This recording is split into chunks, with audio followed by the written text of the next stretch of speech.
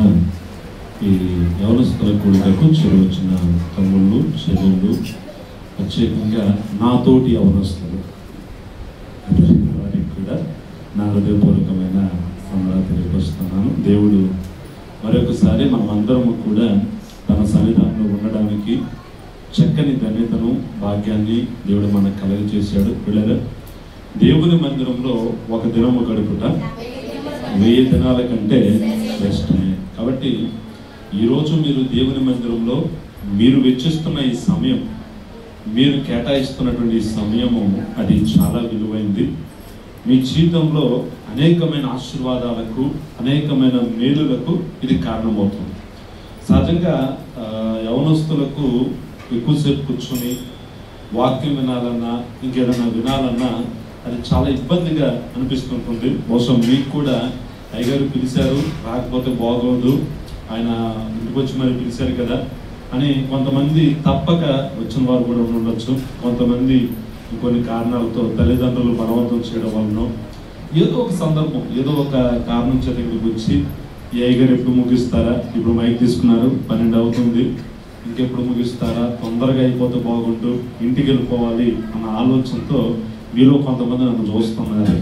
నేను మైక్ తీసుకున్నప్పుడే కాబట్టి చాలా తొందరగానే ముగించడానికి ప్రయత్నం చేస్తాను. కాకపోతే ప్రతిసారి మీరు వినేటువంటి మాటలు వంటిది కాదు, కానీ ఈరోజు మీరు వినేటువంటి మాటలు కొంచెం శ్రద్ధగా వింటే ఇది మీ జీవితానికి చాలా ఆశీర్వాదకరమైనది, మీ జీవితాలకు చాలా ఆశీర్వాదకరమైనది. కొన్నిసార్లు మనకు దొరికినటువంటి వాటి యొక్క విలువ, మనకు దొరికిన సమయాలు, మనకు దొరికిన మాటలు, వాటి విలువ మనకు తెలియక మనం చేతుల వాటిని పాడు చేసుకుంటాం. ఉదాహరణకి మీకు అర్థమవడానికి నేను చాలాసార్లు చెప్పిన ఉదాహరణ మరొకసారి నేను చెప్తాను. ఒక రోజు ఒక ఆయన ఒక అడవిలో ప్రయాణం చేసుకుంటూ వెళ్తున్నాడు.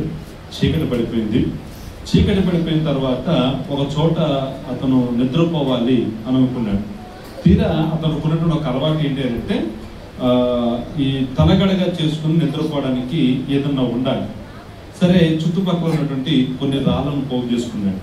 ఎందుకు కొన్ని రాళ్ళను పోగు చేసుకున్నాడంటే, ఒకటి చుట్టూ ఏదైనా అలికిడి వచ్చిందనుకోండి రాయి తీసుకుని కొట్టడానికి, రెండవది తలగడగా చేసుకుని నిద్రించడానికి కొన్ని రాళ్లను ఏరుకున్నాడు.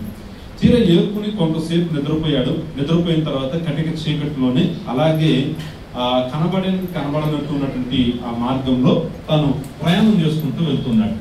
తీరా ప్రయాణం చేసుకుంటూ వెళ్ళేటప్పుడు జరిగినటువంటి సంఘటన ఏంటి అని అంటే, మార్గం మధ్యలో ఎక్కడన్నా ఏదన్నా ఈ పొదలు లాంటివి ఏదన్నా కదిలినా, లేకపోతే ఏదన్నా చిన్న చిన్న శబ్దాలు కానీ ఏదన్నా వచ్చినా వెంటనే తన మీదకి ఏదన్నా వస్తుందేమో అని చెప్పి రాళ్ళను తీసుకుని, తన దగ్గర ఉన్నటువంటి రాళ్ళను, సంచులు వేసుకున్న రాళ్ళను తీసుకుని ఏం చేసేవాడంటే వాటిని కొట్టుకుంటూ వచ్చేవాడు.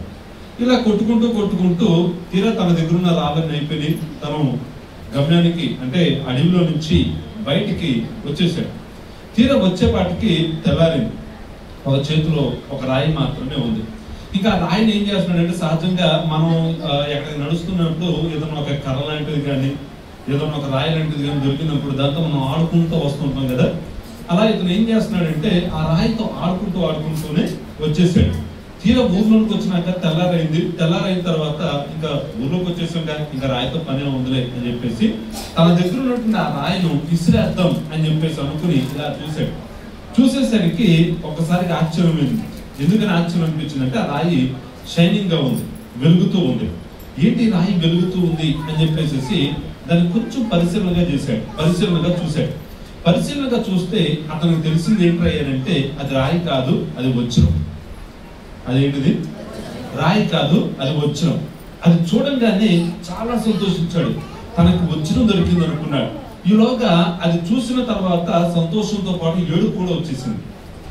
ఎందుకు ఏడుపు వచ్చింది? మీరు ఎవరని చెప్పండి. ఎందుకు వచ్చింది చెప్పాలి. ఎందుకు వచ్చింది? రాత్రంతా పడేసుకుంటూ వచ్చిన రాళ్ళు కూడా గుర్తుకొచ్చాయి.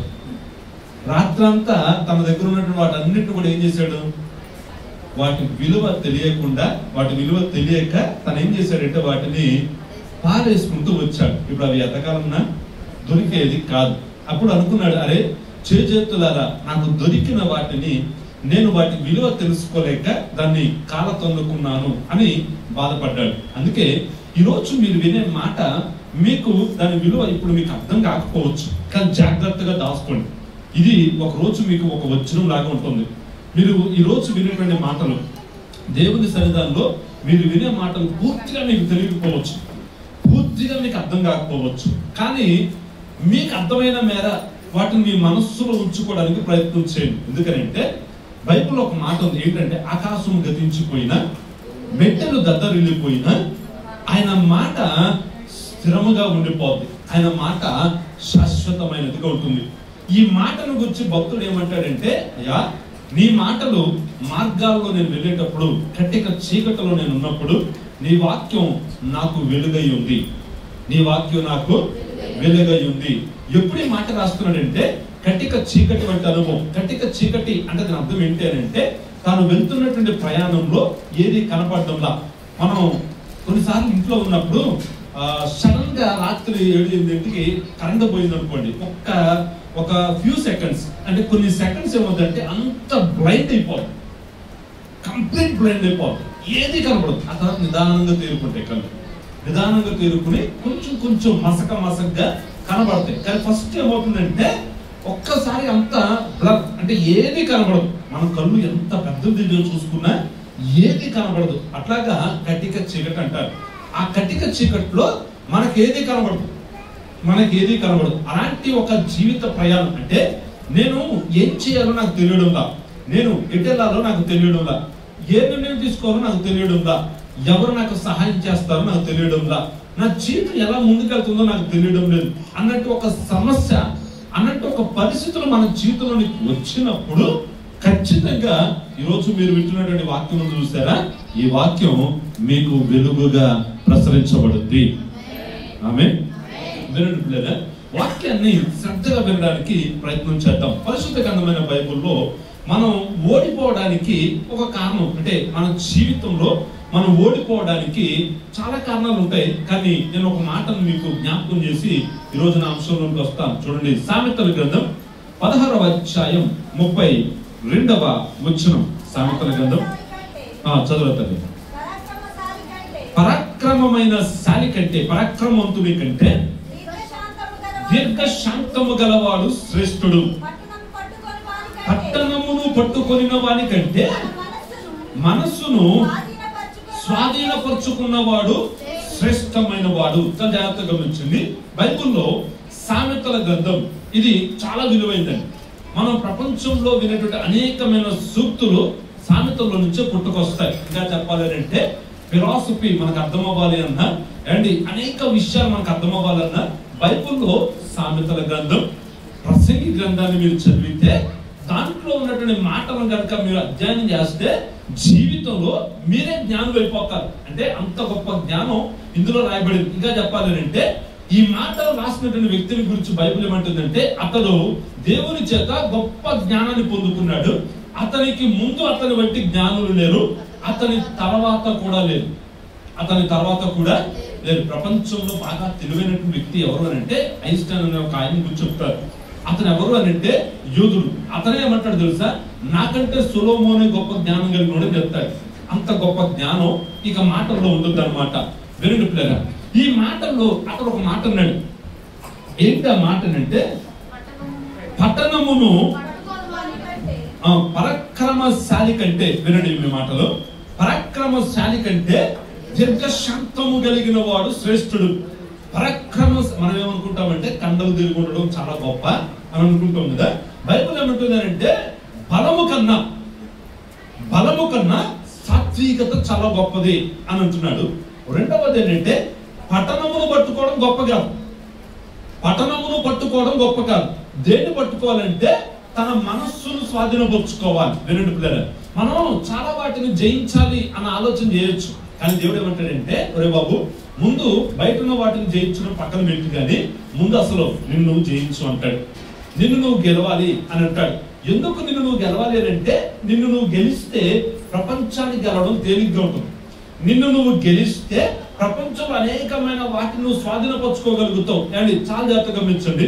మనం చరిత్రలో చూసినట్లయితే అబ్దుల్ కలాం గారు కానివ్వండి, చాలా మంది గొప్ప గొప్ప వారు మనకు కనబడుతుంటారు. వారందరూ కూడా మొదట వారిని వారు గెలిచారు, అంటే వారిని వారు అర్థం చేసుకున్నారు. మీకు అర్థం అవడానికి ఒక ఉదాహరణ చెప్తాను, చాలా జాగ్రత్తగా వచ్చాను. ఒక రోజు అంట గాంధీ గారి దగ్గరకు ఒక ఆయన దగ్గరికి ఎవరో ఒకరు వచ్చారంట. వచ్చేవారంటే తాతగారు గాంధీ గారు మా అబ్బాయి ఎన్నిసార్లు చెప్పినా వాడు ఈ బెల్లం ఇవన్నీ తినడం మానట్లేదండి, బాగా ఎక్కువగా తినేస్తున్నాడండి, వాడికి ఏదైనా చెప్పండి బుద్ధి అని చెప్పేసి అన్నారంట. అనగానే ఆ మాటలు విన్నటువంటి గాంధీ గారు ఏమన్నారంటే, బాబు సరే నేను చెప్తానులే కానీ వాడికి ముందు మీరు ఏం చేస్తారంటే ఒక వారం రోజుల తర్వాత రండి అని చెప్పేసి అన్నాడు. అన్న తర్వాత ఇదేంటి ఇప్పుడు మనం బుద్ధి చెప్పమంటే నేను వారం రోజుల తర్వాత రమ్మంటున్నాడు అని చెప్పేసి అని, సరేనండి మీరు చెప్పారు కదా వారం రోజుల తర్వాత వస్తాంలే అని చెప్పేసి అని వారం రోజుల తర్వాత వచ్చారంట.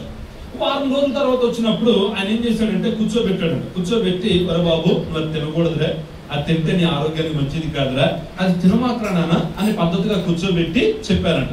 చెప్పడం అంతా అయిపోయిన తర్వాత ఆ పిల్లలను బయటకు పంపించిన తర్వాత తల్లిదండ్రులు ఒక మాట అడిగారు, అండి మేము వారం ముందు వచ్చినప్పుడు ఇదే మాటలు చెప్తే అయిపోతుంది కదా, మీరు ఇప్పుడు ఎందుకు చెప్తున్నారు అప్పుడు ఎందుకు చెప్పలేదు అని అంటే, అప్పుడు ఆయన ఏమన్నాడంటే అది తినే అలవాటు మీ అబ్బాయికే కాదు నాకు కూడా ఉంది, అది తినే అలవాటు నాకు కూడా ఉంది. నేను మానకుండా ఎదుటోడికి ఏం చెప్తాను, ముందు నేను మానాలి, నేను మాని ఎదుటోడికి చెప్తే బాగుంటుంది. అందుకే నేను ఏం చేశానంటే ఈ వారం దాన్ని తినడం మానేసా.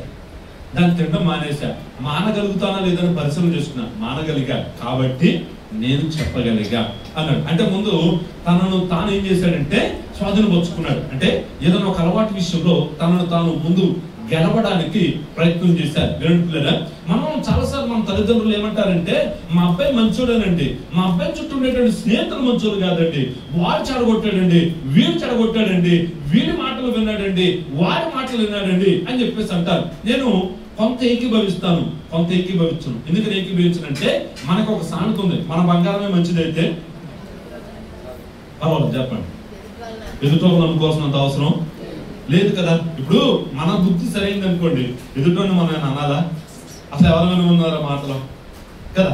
ఇప్పుడు మొదట ఎవరు స్వాధీనపరచుకోవాలంటే మనలను మనము స్వాధీనపరచుకోవాలి. తమ్ముళ్ళు చెల్లెలు చాలా జాగ్రత్తగా ఉంటే జీవితంలో మీరు ఏదన్నా ఒక విషయంలో సాధించాలి.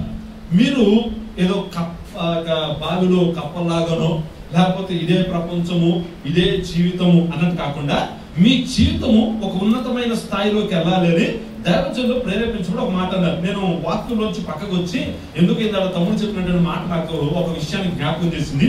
ఆ విషయాన్ని నేను చెప్పి ఈ రోజు నా అంశంలోకి వస్తా. ఇర్మియా గ్రంథం చూడండి ఒకసారి. ఇర్మియా గ్రంథం 9వ అధ్యాయంలో ఒక మాట ఉంటుంది.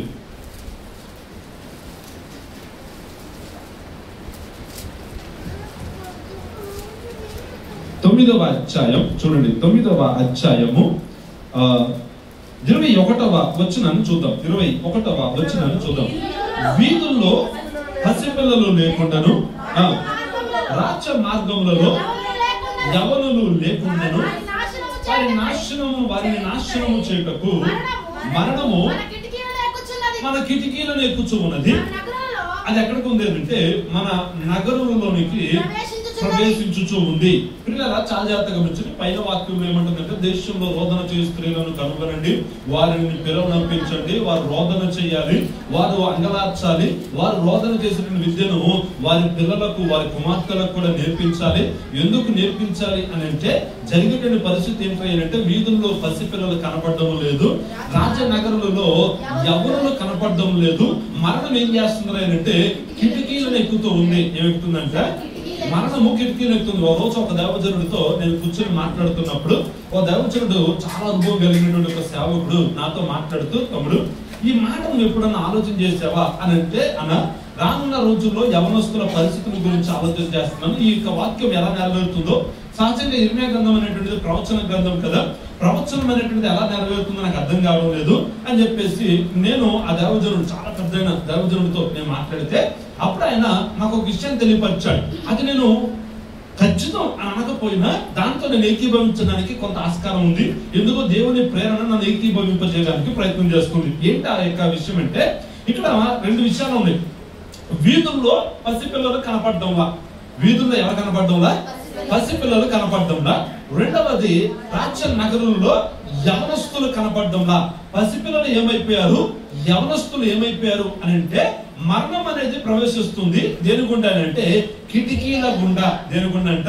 కిటికీల గుండా. రైట్. మీరు చదువుకున్నటువంటి పిల్లలు ఉన్నారు కదా, కిటికీలను ఇంగ్లీష్ లో ఏమంటారో ఎవరైనా చెప్పండి.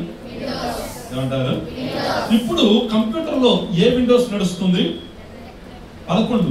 సాఫ్ట్వేర్ ఏంటిదంటే 11. ఒకప్పుడు 7, తర్వాత 8, తర్వాత 9, ఇప్పుడు ఏంటిది 11 అనేటువంటి సాఫ్ట్వేర్. విండోస్ అంటారు దాన్ని. ఏమంటారు దాన్ని? విండోస్ అని అంటారు. వినండి కదా, మనం ఒకప్పుడు ఏంటంటే కంప్యూటర్ అనేది ఎక్కడో ఒక చోట ఒక సెంటర్ లో ఉండేది.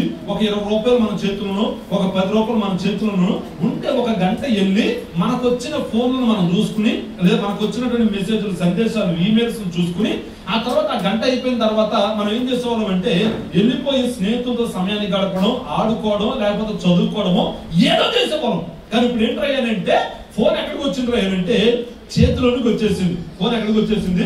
చేతిలోనికి వచ్చేసింది. ఫోన్ చేతిలోకి వచ్చిన తర్వాత ఇందాక నేను వచ్చేటప్పుడు నాకు ఈ సందు చివర పిల్లలు ఆడుకోవడం కనబడింది. నాకు భలే అనిపించింది. అరే, ఇలాంటి రోజులు మేము చూసి చాలా కాలం అయిపోయింది. ఇప్పుడు పిల్లలు ఎవరు కూడా ఆడుకోవడానికి బయటకు రావడంలా. వారికి టైం దొరికితే ఎక్కడ ఉంటున్నారంటే ఫోన్ పట్టుకుంటున్నారు. అమ్మా నాకు ఫోన్ కావాలి. మా వాడు మా అబ్బాయి చాలా చిన్నోడు, ఆడు 2.5 సంవత్సరాలు. ఆడు ఉదయాన్ని నిద్ర లేకగానే ఫస్ట్ అడిగే ఐటమ్ ఏంటో తెలుసా? వాళ్ళ అమ్మ దగ్గరికి వెళ్తాడు. నన్ను అడగడాడు, నన్ను అడిగే ధైర్యం కూడా చేయడాడు. ఫస్ట్ వాళ్ళ అమ్మ దగ్గరికి వెళ్తాడు. అమ్మా నాకు ఫోన్ కావాలి అంటాడు. నాకు ఫోన్ కావాలంటాడు. ఫోన్ కావాలన్నప్పుడు మొదట వాళ్ళ అమ్మ ఇవ్వదు. కానీ వాడు ఏం చేస్తాడంటే ఏడుస్తాడు. నేను నాన్న అడుగునంటే వాడు నన్ను అడగాలని ఆవేశం తప్పుతాడు, కానీ నన్ను చూసి మళ్ళీ వెనక్కి వెళ్ళిపోతాడు. అడగడం, ఆడికి అడిగే ధైర్యం లేదు. వాళ్ళ అమ్మ దగ్గరికి వెళ్ళి కింద పడి కొట్టేసుకుంటాడు. వాళ్ళ అమ్మ ఏడుపు ఇది అవ్వలేక ఏం చేస్తుందంటే సరే అని చెప్పేసి పోనిస్తే రేంజ్ పెట్టుకుని కొంచెంసేపు రేంజ్ చూసిన తర్వాత అప్పుడు కానీ వాడి బ్రష్ చేయడానికే కానివ్వండి, ఇంకా దేనికైనా ముందుకెళ్ళడానికి ప్రయత్నం చేస్తాడు. నాకు అనిపించేది ఇంత ముందు చిన్నపిల్లలు లేకంగానే ముందు ఎక్కడికి వచ్చేసేవాళ్ళంటే వీధుల్లోనికి వచ్చేసేవాళ్ళు. వీధుల్లోనికి వచ్చేసి ఆడుకోవడానికి ప్రయత్నం చేసేవారు. ఈ ఆడుకునేటువంటి ప్రయత్నాలు ఎలా ఉండేది అంటే వాళ్ళు ఆటల్లో దొంగ పోలీసు అని కానీ, అంటుకునే ఆట అని చాలా రకాలైనటువంటి ఆటలు ఉండేవి. ఇవి వారి శరీరానికి ఎక్సర్సైజ్ ఇచ్చేది. ఆ తర్వాత వారి బ్రెయిన్ షార్ప్ చేసేది. వారి బ్రెయిన్ లో పోటీతత్వాన్ని నింపేది. ఎంత పోటీతత్వం అంటే ఆడుకునేటప్పుడు, చిన్నప్పుడు మేము ఆడుకునేటప్పుడు మాకన్నా పెద్దోళ్ళు ఎవరైనా కనబడి మమ్మల్ని ఏదైనా అంటే వాళ్ళు మేము కొట్టలేమని తెలిసినా కూడా కొన్నిసార్లు ఆవేశంతో ఏం చేసేవాళ్ళు, కొట్టడానికి ప్రయత్నం చేసేవాళ్ళు. అంటే పోరాడే తత్వాన్ని నేర్చుకునేవాళ్ళం. ఈ రోజు పిల్లలు 10వ తరగతి ఫెయిల్ అయిపోతే మేము చచ్చిపోతాం అంటున్నారు. ఇంటర్ ఫెయిల్ అయితే మేము చచ్చిపోతాం అంటున్నారు. జీవితంలో అమ్మ నాన్న ఏదైనా ఒక మాట అంటే మేము చచ్చిపోతాం అంటున్నారు. లేకపోతే ఏదైనా ఒక సందర్భం జరిగితే మేము చచ్చిపోతాం అంటున్నారు. ఎందుకు ఇలాంటి పరిస్థితులు ఏర్పడుతున్నారంటే జీవితంలో పోరాడే తత్వం నేర్చుకోలేకపోతున్నారు. ఎందుకు నేర్చుకోలేకపోతున్నారు అంటే వారి బ్రతుకంతా దీనికి పరిమితి అయిపోయింది. దీన్నే చూసుకుంటూ సమయాన్ని గడిపేస్తున్నారు. దీన్నే చూసుకుంటూ వలన జరిగిన పరిస్థితి ఏంటంటే మీరు ఎప్పుడైనా సైకాలజీని కనుక చదివితే దీన్ని ఎక్కువగా చూసేటువంటి వ్యక్తికి ఏముంటుందో తెలుసా? సూసైడ్ థాట్స్ ఎక్కువగా వస్తాయి. అంటే దాని అర్థం ఏంటంటే నేను ఏది చేయలేను, నేను ఏది సాధించలేను, ఎవరైనా ఏదైనా ఒక చిన్న మాట అన్నా కూడా అబ్బే నేను ఐఎమ్ గుడ్ ఫర్ నథింగ్, నేను దేనికి పనికిరాను, నేను దేనికి పనికిరాను, చచ్చిపోతే బాగుండు అన్న థాట్స్ ఎక్కువ వచ్చి ఈ రోజు చాలా మంది పిల్లలు ఏం చేస్తున్నారో తెలుసా? చిన్న చిన్న రీజన్స్ కి, చిన్న చిన్న కారణాలకి వారు తనువు చాలించేస్తూ ఉన్నారు. ఈ రోజు మీరు సిటీలోకి వచ్చి చూస్తే స్టేడియం ఉంది మా గుడి వాళ్ళు. మేము సాయంత్రం పూట్ల నేను టైం దొరికినప్పుడు స్టేడియంకి వెళ్తే 10 మంది స్నేహితులు కూర్చుంటారు. 10 మంది కూర్చోవడం చూసి నాకు చాలా సంతోషం అనిపిస్తుంది. కానీ బాధ కలిగించే విషయం ఏంటంటే ఈ 10 మందితో అస్సలు మాట్లాడుకోరు, పక్కనోడితో అస్సలు మాట్లాడుకోరు. అందరి చేతిలో ఏముంటుందంటే ఫోన్ ఉంటుంది. వీడు పక్కనోడే ఉంటాడు, పక్కనోడితో ఇందులోనే గేమ్ ఆడతాడు. ఇందులోనే ఏమంటాడు అది పక్కనే ఉన్నాడుగా, వాడితో ఆడితే నీ శరీరానికి ఎంత ఆకృతి, ఎంత ఎక్సర్సైజ్ ఉంటుంది. ఆటో కమ్యూనికేషన్ అనేది ఉండదు. ఇలాంటి వాటి వలన ఏంటి చాలా జాగ్రత్తగా గమనించిన బైబుల్ అంటుంది మరణము ఏమెక్కుతుందంట, చెప్పాలి ఏదెక్కుతుందంట, కిటికీలను ఎక్కుతూ ఉంది. అంటే దాని అర్థం ఏంటంటే ఈ రోజు ఈ కంప్యూటర్స్ కానీ లేకపోతే ఇక మొబైల్స్ కానీ మనిషిని బ్రతకడానికంటే చావుకి ఎక్కువగా తొందరగా చేస్తున్నాయంటే చేరువ చేస్తున్నాయి. ఇంకా చెప్పాలంటే భయంకరమైన పరిస్థితులు వస్తున్నాయి. అదిగా బైబిల్ ఉంది. వీధుల్లో ఎవరు లేరంట, చెప్పాలి ఎవరు లేరంట, వీధుల్లో పసిపిల్లలు లేరు. అండ్ రాజ్య మార్గాల్లో ఉన్నటువంటి ఎవరస్తులు ఏమైపోయారంట, చెప్పాలి ఏమైపోయారంట, నాశనం అయిపోతున్నారు. ఏంటంటే మరణము నగరాల్లోనికి వచ్చేసింది. దేని ద్వారాగా? కిటికీల ద్వారాగా వచ్చేసింది. అందుకే ఎందుకో దైవజనులు ఈ మాట చెప్తున్నప్పుడు నాకు కూడా అనిపించింది, నిజమే కదా, సంఘాలలో ఈ రోజు యవనస్తుల కొరకు ప్రార్థన చేయాలి. ఎందుకు ప్రార్థన చేయాలంటే యవనస్తులు బలవంతుడైన ఆయన చేతిలో బాణాల వంటి వారు. ఆమేన్, హల్లెలూయా. వాడి అయినటువంటి కత్తి వలె వారు కుడికి గాని ఎడమకి గాని చూడకుండా నేరుగా గమ్యానికి చేరుకోగలిగినటువంటి వారు అన్నమాట. దేవుని చేతిలో గండ్రగొడ్డల వంటి వారు అనే మాట చెప్తుంది. అంటే దాని అర్థం ఏంటంటే దేవుడు యవనస్తులను బలంగా వాడుకోవాలని ఆయన ఎంతగా ఇష్టపడుతున్నాడు. మీకు మాట చెప్పనా, మన భారతదేశానికి ఉన్నటువంటి గొప్పతనం ఏంటి తెలుసా? మన భారతదేశము ఆర్థికంగా అంత అభివృద్ధి చెందకపోయినా ప్రపంచ దేశాలన్నీ కూడా మన భారతదేశం వైపు చూస్తున్నాయి. ఎందుకు చూస్తున్నాయో తెలుసా? మీరు జపాన్ ఏమంటారంటే గొప్ప టెక్నాలజీ కలిగిన దేశం అంటారు కదా, జపాన్ కూడా భారతదేశమే కావాలి, కొరియాకు కూడా భారతదేశమే కావాలి, ప్రపంచంలో అనేక దేశాలకు కూడా భారతదేశమే కావాలి. ఎందుకు భారతదేశం కావాలో తెలుసా? భారతదేశంలో ఉన్నంత యవ్వన సంపద ప్రపంచంలో ఏ దేశంలోనూ లేదు. అంటే దాని అర్థం ఏంటంటే మన దగ్గర విస్తారమైన డబ్బు లేకపోవచ్చు, కానీ మన దగ్గర ఏముందో తెలుసా? హ్యూమన్ రిసోర్స్ ఉన్నాయి. అంటే దాని అర్థం ఏంటంటే యవనస్తులు ఉన్నారు. అందుకే ప్రపంచ కంపెనీలన్నీ కూడా భారతదేశంలోనికి వచ్చి వారి కంపెనీలు స్టార్ట్ చేయాలనుకుంటారు. అంటే దాని అర్థం ఏంటంటే మనం పని చేయాలి, వారు సంపాదించుకోవాలి, మనం పని చేయాలి. అంటే ఇప్పుడు సాఫ్ట్వేర్ అంటే ఏంటి? సాఫ్ట్వేర్ చదవాలనుకుంటున్నారు కదా చాలా మంది, సాఫ్ట్వేర్ అంటుంటారు కదా. ఏంటి అసలు సాఫ్ట్వేర్ అంటే ఏంటి? అసలు ప్రాజెక్ట్ అంటే ఏంటి? ఎక్కడ అమెరికాలో ఒక ఆయన ఉంటాడు, ఎక్కడ అమెరికాలో ఒకరు ఉంటారు, క్లయింట్స్ అంటారు. వాళ్ళతో మనం ఇక్కడ ఇంకో కంపెనీతో ఏం చేయాలంటే ప్రాజెక్టులను పెట్టుకోవాలి. మనకు డ్యూటీస్ వేస్తారు, ఎప్పుడు వేస్తారు తెలుసా? నైట్ షిఫ్ట్ వేస్తుంటారు. అమెరికా వాళ్ళు నైట్ షిఫ్ట్ చేయమన్నా మీకు తెలుసా? వాళ్ళు చేయడానికి ఇష్టపడరు. వాళ్ళు ముందు దేనికి ప్రయత్నిస్తారంటే ఆరోగ్యానికి ప్రయత్నిస్తారు. వాళ్ళు బాగుండడానికి ఏం చేస్తున్నారంటే మనం పని చేయమంటున్నారు. అందుకే చాలా జాగ్రత్తగా గమనించండి. వారు ఎక్కువగా ఈ ఉద్యోగాలు ఇప్పుడు అమెరికా వాడు సాఫ్ట్వేర్ అక్కడే పెట్టుకోవచ్చుగా, మన దాకా ఎందుకు తీసుకొచ్చారు అని అంటే ఇక్కడ మనం పని చేస్తాం రాత్రి అనగా పగలం. ఇప్పుడు బీహార్ వాళ్ళు మన దగ్గరికి వచ్చి ఒళ్ళొంచి పని చేస్తారు తెలుసా? ఒళ్ళొంచి పని చేస్తుంటారు. ఇంకా చెప్పాలంటే మనం కూడా చేయం. ఒడిశా నుంచి బీహార్ నుంచి వచ్చిన వాళ్ళు ఒళ్ళొంచి పని చేస్తుంటారు. మన దగ్గర ఏంటంటే పని చేయం. ఇప్పుడు అమెరికా కూడా అంతే, వాడు ఏంటంటే అంత పని చేయడానికి ఇష్టపడ్డు. ఆ పని అంతా ఎవరికి అప్పచెప్తారు తెలుసా? మనకు అప్పచెప్తున్నట్టు. ఇదే సాఫ్ట్వేర్ సరిగ్గా అర్థం చేసుకుంటే ఇదేనమాట. ఇప్పుడు చాలా జాగ్రత్తగా గమనించండి. ప్రపంచం అంతా కూడా మన వైపు ఎందుకు చూస్తున్నారని అంటే మన దగ్గర ఉన్న యవ్వన సంపద. కొరియా దేశానికి వెళ్తే ఎక్కువ శాతం వృద్ధులే కనబడతారు. జపాన్ లో కూడా ఎక్కువ శాతం వృద్ధులే కనబడుతున్నారు. ఇంకా దరిద్రం ఏంటంటే ఇప్పుడు జపాన్ లో చాలా మంది ఏమంటారంటే మేము పెళ్లిళ్ళు చేసుకోము అని అంటారు. ఎందుకు చేసుకోవాలి అని అంటే మాకు పెళ్లిల మీద ఇంట్రెస్ట్ లేదు. వాళ్ళు ఇంకా దరిద్రమైన ఆలోచనలు చాలా చేస్తున్నారు. అవన్నీ నేను చెప్పడానికి ఇష్టపడట్లేదు. కానీ ఇంకా చెప్పాలంటే వాళ్ళు పెళ్లిళ్ళు చేసుకుని పిల్లల్ని కనడానికి అస్సలు ఇష్టపడతారు. ఇంకా దేశాలు ఏమన్నారంటే బాబు పిల్లల్ని కానంటారా, మీకు డబ్బులు ఇస్తాం, మేము పిల్లల్ని కానంటారా, వాళ్ళ స్కూల్ మేము ఫ్రీగా కట్టేస్తాం, పిల్లల్ని కానంటారా వాళ్ళకి కావాల్సినవన్నీ మేము ఏర్పాటు చేస్తాం, పిల్లల్ని కంటే వాళ్ళకి గవర్నమెంట్ ఉద్యోగాలు కూడా మేము ఇస్తాం అని చెప్పేసి గవర్నమెంట్ బతులు ఆడుకుంటుంది. ఇంతకుముందు మన చంద్రబాబు గారు మనతో ఒక మాట అనేవారు. ఏమంటారంటే మనకు చెప్పాలి పర్వాలేదు, మనకిద్దరు అనేవారు. ఇప్పుడు అట్లా ఇప్పుడు ఏమన్నారు? అరే బాబు మీరు ఎంతమందినైనా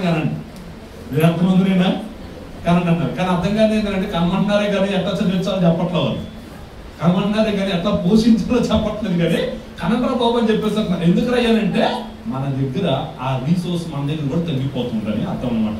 రైట్, చాలా జాగ్రత్తగా గమనించారు. ఈ రోజు నా అంశంలోకి వచ్చేస్తాను. వాక్యంలోనికి వస్తే ఒక వ్యక్తి జీవితం, నా పిల్లలు తొందరగా వచ్చేది, చాలా జాగ్రత్తగా గమనించింది. ఇప్పటి నుంచి వాక్యం ప్రారంభిస్తున్నాను. ఒక వ్యక్తి జీవితం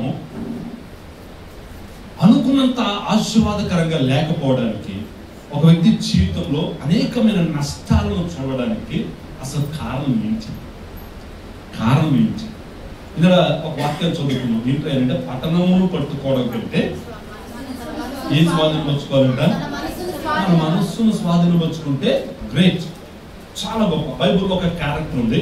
నేను ఎక్కువగా యవనస్తుల కొడుకులు ఆ క్యారెక్టర్ని పరిచయం చేయడానికి ప్రయత్నం చేస్తాను. ఎవరు అని అంటే బైబుల్లో సంసోన్ అనే ఒక వ్యక్తి ఉన్నాడు. ఎవరున్నారు? సంసోన్ అనే ఒక వ్యక్తి ఉన్నాడు. ఇతను ఎవరు అని అంటే న్యాయాధిపతి. ఆ రోజు ఇశ్రాయేలీయులను మొట్టమొదటగా నాయకులు పరిపాలన చేశారు. నాయకులు అని అంటే మోషే, మోషే తర్వాత యెహోషువ వచ్చాడు. ఈ నాయకుల తర్వాత ఎవరు వచ్చారు అని అంటే న్యాయాధిపతులు వచ్చారు. ఎవరు వచ్చారు? న్యాయాధిపతులు వచ్చారు. చాలా మంది న్యాయాధిపతులు ఉంటే ఆ న్యాయాధిపతుల్లో చాలా గ్రేటెస్ట్ క్యారెక్టర్, ఇంకా చెప్పాలంటే న్యాయాధిపతి అని అనగానే గుర్తుకొచ్చిన ఒక వ్యక్తి ఎవరు అని అంటే సంసోన్. ఇతని గురించి న్యాయాధిపతుల గ్రంథము 13వ అధ్యాయం నుంచి 16వ అధ్యాయం దాకా రాయబడింది. అంటే ఒక వ్యక్తి గురించి 3 అధ్యాయాలు ఒక వ్యక్తి యొక్క జీవితం గురించి చెప్పబడింది.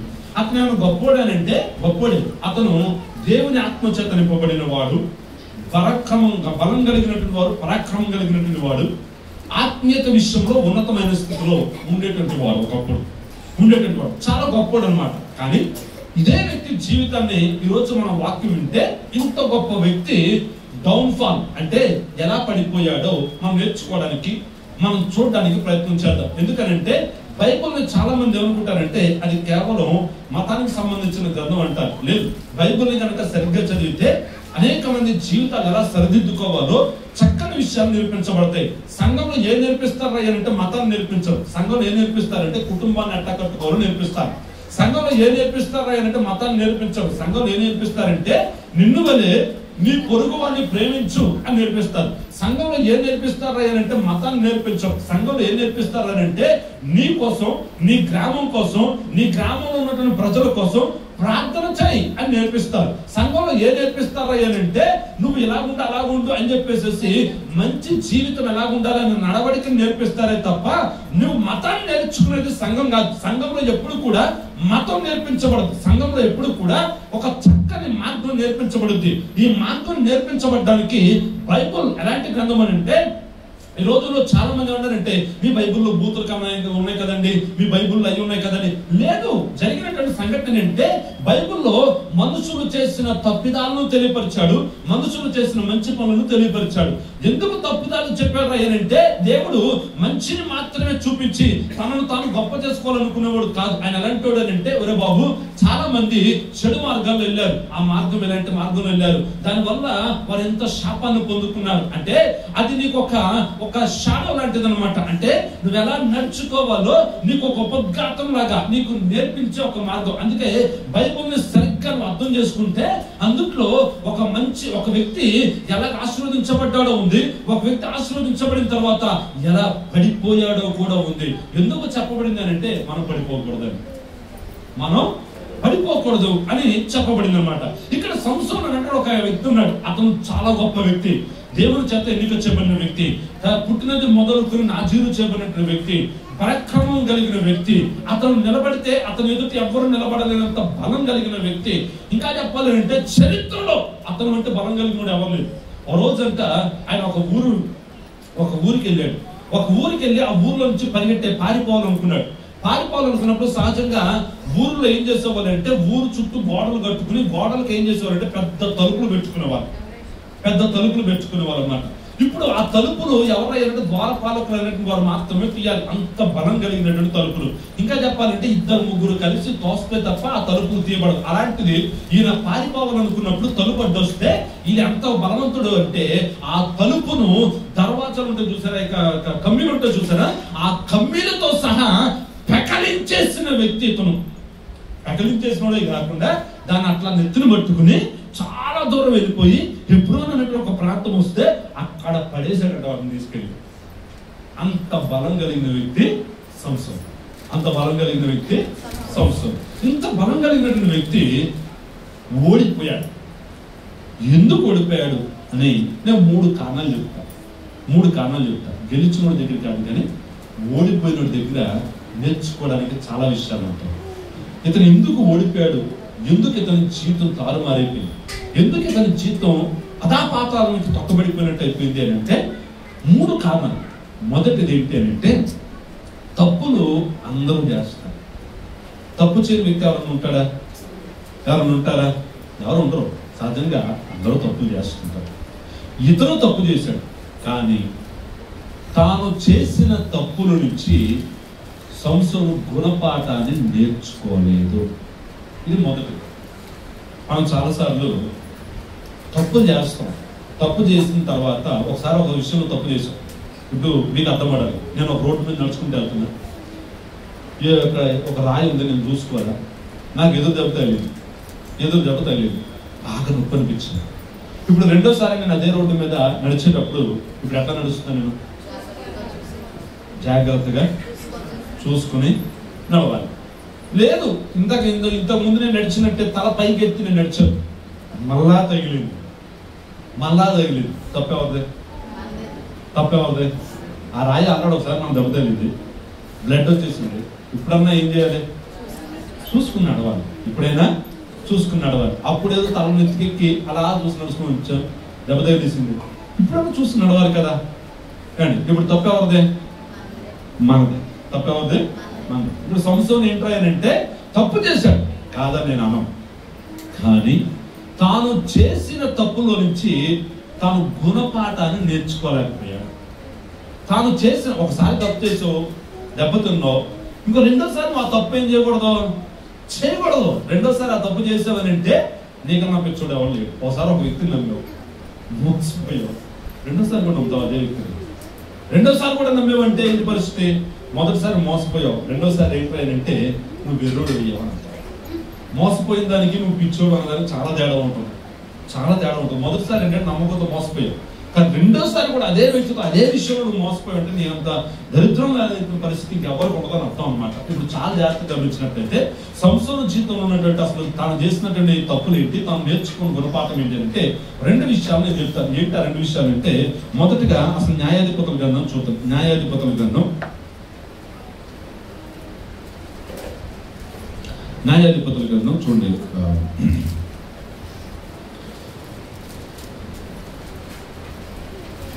15వ అధ్యాయం.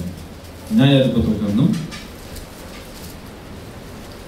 14వ అధ్యాయం 19వ వచనం చదవండి. 14-19. యెహోవా ఆత్మ అతని మీదికి మరలా రాగా అతడు అష్కెలోనుకు పోయి వారిలో 30 మందిని చంపి వారి సొమ్మును దోచుకుని తన విప్పుడు కథ భావము చెప్పిన వారికి బట్టలను ఇచ్చెను. వినండి, ఇక్కడ జరిగినటువంటి సంఘటన ఏంటంటే జాగ్రత్తగా గమనించండి. సంసోను అనే ఒక వ్యక్తి ఉన్నాడు. ఇతను ఇశ్రాయేలీయుడు. వీరికి శత్రువులు ఎవరు అని అంటే ఫిలిస్తీన్లు.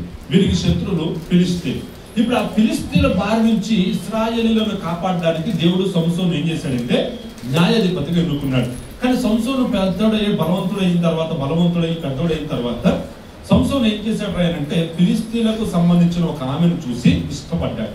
ఒక రోజు వాళ్ళ అమ్మ నాన్న దగ్గరికి వచ్చాడు. నాన్న దగ్గరికి వచ్చి నాన్న పలానా ఆమె నేను చూశాను, ఆమె నా మనసుకు బాగా నచ్చింది, నాకు ఆమెను తీసుకునేరా అన్నాడు. ఆమెను తీసుకునేరా అంటే, ఒరే బాబు మన జనాల్లో ఎవరూ లేరా, మన స్వజనుల్లో అసలు ఆడపిల్లలు లేరా అన్నట్టు నువ్వు అక్కడ దాకా వెళ్ళావా, అసలు ఏంటో నువ్వు చేస్తున్న పని అని అంటే, లేదు నువ్వు ఏదైనా సరే నువ్వు ఖచ్చితంగా నాకు ఆ అమ్మాయిని ఇచ్చి చెయ్యాలి అని చెప్పేసి అతను పట్టుబడ్డాడు. వాళ్ళ నాన్న ఎన్నో చెప్పడానికి ప్రయత్నం చేశాడు, అది మంచిది కాదా నాన్న, దానివల్ల నువ్వు చాలా నష్టపోతావురా, నేను చెప్పిన మాట వినరా అని అంటే, ఇతడు ఎట్లా ఉన్నాడు రా అని అంటే సహజంగా ప్రేమించిన వాడికి ఎన్ని చెప్పినా వెండు ఆడేమంటాడంటే నా కళ్ళతో చూడన్నాడు. ఆడు పడిన తర్వాత కానీ ఆడికి తెలుస్తుంది ఆడి కళ్ళు ఎంత బ్లైండ్గా ఉన్నాయని. ఆడి కళ్ళు పడిన తర్వాత కానీ తెలుస్తుంటారు. ఇప్పుడు నేను కొంతమందిని చూస్తుంటాను, పెళ్ళి అయింది, పెళ్ళి అయ్యేట ముందే ఉంటారంటే వద్దురా నాన్న, ప్రేమించొద్దురా, అది తప్పురా నాన్న, తర్వాత నష్టపోతారంటే అస్సలు ఒప్పుకోరు. ఆ తర్వాత ఒక 3 నెలల తర్వాత అప్పుడు 3 నెలల తర్వాత భార్య తిట్టుకోవడం లేకపోతే భర్త కొట్టాడని ఇంటికొచ్చి కూర్చుంటారు. ఏంట్రాయాలంటే ముందు చెప్తే వీళ్ళ చేతుల జీవితం నాశనం చేసుకోవడం అంటారు చూస్తారా, అదనమాట అక్కడ. ఇప్పుడు సంసార పరిస్థితి ఏంట్రాయాలంటే ఎంత చెప్పినా ఇంట్లో సరే నీ ఇష్టం అని చెప్పేసి వాళ్ళ అమ్మ నాన్న పిల్లలు అడగడానికి అని చెప్పేసి తీరా వెళ్తున్నారు. తీరా వెళ్ళిన తర్వాత ఏం జరిగింది అంటే, అక్కడికి వెళ్ళిన తర్వాత యూతులకు ఉన్నటువంటి ఒక పద్ధతి ఏంటంటే పెళ్లి 7 రోజులు జరుగుతుంది. 7 రోజులు జరుగుతుంది అనమాట. సో 7 రోజులు పెళ్లి అంటే 7 రోజులు విందు జరుగుతుంది, 7వ రోజులు పెళ్లి జరుగుతుంది అనమాట. ఇప్పుడు జరిగినటువంటి సంఘటన ఏంటంటే 7 రోజుల్లో పెళ్లి కొడుకు ఏం చేస్తారంటే కొంతమంది స్నేహితులు ఉంటారు. ఈ స్నేహితులు ఏంటంటే ఆట పాటలు ఇవన్నీ కూడా ఆడిస్తూ ఉంటారు అన్నమాట. సో ఇలాగ ఒక 30 మంది స్నేహితులు సంసోను దగ్గరికి వచ్చారు. ఈ సంసోను దగ్గరికి కొంతమంది స్నేహితులు వస్తే ఈ స్నేహితులను ఆట పట్టించడానికి సంసోను ఏం చేశాడంటే ఒక పొడుపు కథ చెప్పాడు. నా పొడుపు కథ భావం కనుక మీరు చెప్తే నేను మీకు వస్త్రాలు ఇస్తాను, పట్టు వస్త్రాలు అంటారు చూసారా, అలాంటి వస్త్రాలు నేను ఇస్తానని చెప్పేసి అన్నాడు. అనగానే వీళ్ళు సరే అని చెప్పేసి ఆ పొడుపు కథ భావం తెలుసుకోవడానికి ప్రయత్నం చేశారు కానీ కుదరలా. తర్వాత ఏం చేస్తారు అంటే సంసోన్ ఎవరినైతే పెళ్లి చేసుకోబోతున్నాడో ఆ దగ్గరికి వెళ్ళి, మమ్మల్ని అసలు ఎందుకు పిలిచారు మీరు పెళ్లికి? మమ్మల్ని దోచేసుకోవడానికే కదా మీరు పిలిచారు, మా ఆస్తినంతా లాగేసుకోవడానికే కదా మీరు పిలిచారు అని చెప్పేసి ఇంకా గొడవ ఆడడం మొదలు పెట్టారు. ఏం జరిగిందంటే, ఇదిగో సంసోను ఇలాంటి ఒక పొడుపు కథ వేశాడు, ఆ పొడుపు కథ భావం మనకు తెలియాలి, లేకపోతే మిమ్మల్ని మేము చంపేస్తా ఉన్నాను. బాబు ఇదేంట్రా పెళ్లి కాస్త ఎట్లా వచ్చిందని చెప్పేసి ఇప్పుడు ఆమె ఏం చేసిందంటే, పెళ్లి చేసుకున్న ఆమె ఏం చేసిందంటే, రోజు సాయంత్రం పూట సంసోన్ గారి దగ్గర, సంసోను నీకు నేనంటే చాలా ఇష్టం కదా, నువ్వు నేనేం చెప్పినా చేస్తావు కదా, ఇంతకీ అసలు పొడుపు కథ భావం ఏంటి చెప్పవా అన్న. నేను మా అమ్మ నాన్నకే చెప్పలేదు, నీకెందుకు చెప్తాను అంటే, నేను మా అమ్మ నాన్న మాట విన్నో నీ మాట ఎంత వింటాను. ఎంత తోడైనా కాంతదాసి అంటాడు చూసానే, ఒకసారి చెప్పాడు, రెండోసారి చెప్పాడు, మూడోసారి ఏం చెప్పాడంటే తప్పలా పడిపోయాడు.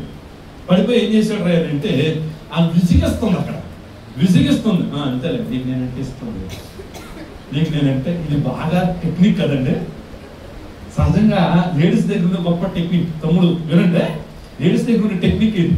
నీకు నేనంటే ఇష్టం లేదు, నీకు నేనంటే నచ్చట్లా అని చెప్పేసి ఇంకా రెచ్చగొట్టడం మొదలుపెట్టింది. ఏం చేయాలో తెలియట్లా, ప్రాణం విసిగిపోయి బాగుంది చెప్పేసిన తర్వాత ఆమె ఏం చేసిందంటే, ఆ 30 మంది చెప్పేసింది. ఆ 30 మంది చెప్పంగానే, ఆ 30 మంది సంసోన్ దగ్గర భావం చెప్పంగానే, అప్పుడు సంసోన్ అన్నారే, ఇది నా భార్య చెప్తే తప్ప మీకు తెలియదురా, మీరు తప్పు చేశారు అని వారి మీద కోపంతో ఎస్కోల్ అనే ఒక ప్రాంతానికి వెళ్ళిపోయి అక్కడ ఒక 30 మందిని పట్టుకుని సర్దార్లను వారిని కొట్టి చంపేశాడండి. ఎందుకు చంపాడు అంటే, వారి దగ్గర ఉన్నటువంటి వస్త్రాలు దోచుకోవడానికి. ఏం చేయడానికి చెప్పాలి, ఏం చేయడానికి? వస్త్రాలను దోచుకోవడానికి అని కొట్టి చంపేశాడు. అంటే దాని అర్థం ఏంటంటే, వెళ్ళి దోచుకుంటే అది వేరే ఉండేదేమో కానీ ఆ కోపం తట్టుకోలేకపోయాడు. ముందు కోపం ఉంది, ఆ కోపంతో ఏం చేశాడంటే దాన్ని ఊగిపోతున్నాడు. కోపం సాధారణంగా అందరికీ ఉండదు, ఈ కోపాన్ని ఏమంటారంటే పిచ్చి కోపం అంటారు. ఈ పిచ్చి కోపం అందరిలోనే ఉంటుంది, ఎంత ఇక్కడ ఉన్న అందరిలోనే ఉందండి. ఏంటంటే మనం ఎవరితో మాట్లాడు, రాయ్ నన్ను కలపకరా, నా కోపం అంటాడు. ఏంటిది కోపం అని అంటే అదేం డిగ్రీ కాదు. కోపం అంటే అది ఒక బిరుదు అనుకున్నట్టు, నా కోపం నా కోపం నా కోపం అంటారు. తన కోపమే తనకు చాలా మంది అనుకుంటారంటే కోపం అంటే ప్రెస్టేజ్ అనుకుంటాం. లేదు, ఆవేశంలో ఉన్నవాడికి, కోపంలో ఉన్నవాడికి అసలు ఏం చేస్తాడో తెలియదు. ఇప్పుడు సంవత్సరం వెళ్ళిపోయి కోపం కొద్ది ఏం చేశాడు రాయనంటే 30 మందిని దేనికోసం చంపేశాడు. అసలు ఏమన్నా అసలు అర్థం పద్ధం ఉందా అండ్ ఎంతమంది కోపం లేదు. ఇప్పుడు కొన్నిసార్లు ఏంటంటే మీరు ఎప్పుడప్పుడు న్యూస్ లో వినుండాలి, ఏంటంటే తమ్ముడు వెళ్ళి అన్నయ్య రై టీవీ రిమోట్ ఎవరా అని అడుగుతాడు, ఈడేమో అంటాడు. ఇప్పుడు అన్నయ్య ఏం చేస్తాడు, పర్వాలేదు చెప్పండి. అన్నయ్య ఏం చేస్తాడు, కొట్టడంగా చెప్పేస్తాడు. జరిగినాయా లేదా బోలెడని జరిగినాయి. ఇవ్వకపోతే అమ్మ నాన్న కొట్టేటండి వాళ్ళు, అండ్ చెప్పింది చేయకపోతే పక్కన కొట్టేసేటండి వాళ్ళు. కొట్టడం లేదా కోపం తెచ్చుకోవడం అది ఒక గొప్పతనం అని అనుకుంటుంటారు. ఈ కోపంతో ఏం చేస్తుంటారో తెలియకుండా ఊగిపోతుంటారు. ఇప్పుడు సంవత్సరం ఏంటంటే ఒకసారి కోపడ్డాడు, ఆ కోపం పిచ్చి కోపం, వెర్రి కోపం, ఏం చేస్తున్నాడో తెలియదు మూర్ఖపు కోపం. ఈ మూర్ఖపు కోపంతో వెళ్ళిపోయి ఏం చేశాడు అంటే 30 మందిని చంపేశాడు. 30 మందిని చంపేశాడు. ఎంత పిచ్చతనం కాకపోతే సహజంగా అసలు ఇంత కోపం ఎవరికన్నా ఉంటుంది, ఇంత కోపం అసలు చూపించవచ్చా? అండ్ తన కోపమే తనకు శత్రువు అని ఉంటుంది కదా. కోపిస్తాడు అసలు ఏది ఆలోచన చేయడం బైబిల్ ఉంటుందిగా. చూడండి కొన్ని వాక్యాలు ఏం చెప్తుంది, సామెతల గ్రంథంలో నుంచే కొన్ని మాటలు చూద్దాం. సామెతల గ్రంథంలో నుంచే కొన్ని మాటలు అసలు కోపిస్తాడు గురించి బైబిల్ ఏం చెప్తుందో చూద్దాం.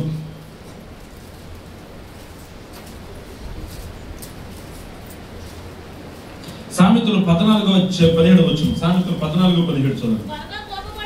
త్వరగా కోపపడేవాడు మూఢత్వము చూపిస్తాడు. ఏం చూపిస్తాడంట చెప్పాలి, ఏం చూపిస్తాడంట? ముందు ఎదుటోడు చెప్పేదాన్ని వినకుండా తొందరగా కోపం వచ్చేదో చూసారా, ఆ కోపం ఉన్నవాడు ఏం చేస్తాడు అంటే ఆలోచన చేయకుండా మొదట మూఢత్వాన్ని చూపిస్తాడు. ఆ తర్వాత ఇంకొక మాట 19 చదవండి. 19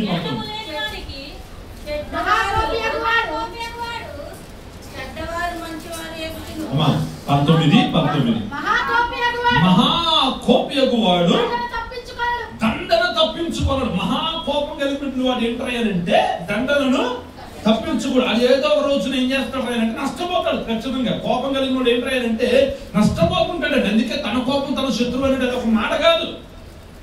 మనం చాలా సందర్భాల్లో ఏంటంటే మనకు తెలియని కోపం వలన అనేకమైన నష్టాలు కలగజేసుకుంటాం. మీకు అర్థం అవడానికి ఒక ఉదాహరణ చెప్తాం, చాలా జాగ్రత్తగా. ఒక రోజంట ఒక తండ్రికి ఒక కొడుకున్నాడు. ఆ కొడుకుకి కోపం ఎక్కువ, బాగా కోపడతాడు. ఆ కోపం ఏం చేస్తుంటాడో తెలియదు. మనం కొన్నిసార్లు కోపంలో అవి పగలు కొట్టేస్తాం చూసారా, కోపంలో వాటిని ఇసురు కొట్టేస్తాం చూస్తుంటారా, అలాగా కోపంతో ఏది పడుతుంది చేస్తూ ఉంటాడు. ఓ రోజు వాళ్ళ నాన్న పిలిచారు, రే నీ కోపం మరీ ఎక్కువైపోతున్నాడు, ఏం చేయమంటాను నాన్న, నాకు కోపం వస్తే నేను ఆగలేకపోతున్నాను, తట్టుకోలేకపోతున్నాను అంటే, సరేరా నాన్న నీకు ఈ రోజు నుంచి ఒక పని చెప్తాను, నీకు కోపం వచ్చినప్పుడు నువ్వేం చేస్తావు, ఒక సుట్టు తీసుకుని ఒక మేకు తీసుకుని ఇది ఒక గోడ ఉంది కదా ఆ గోడకు కొట్టి అన్నాడు. నీ కోపం తగ్గేదాకా గోడకు ఆ మేకును కొట్టు అన్నాడంట. సరేనని చెప్పేసి ఇంకా ఆ కోపం వచ్చినప్పుడల్లా ఏం చేస్తున్నాడంటే మనుషులు కొట్టడం మానేసి మేకు తీసుకుని సుత్తుతో కొడుతున్నాడంట గోడకి.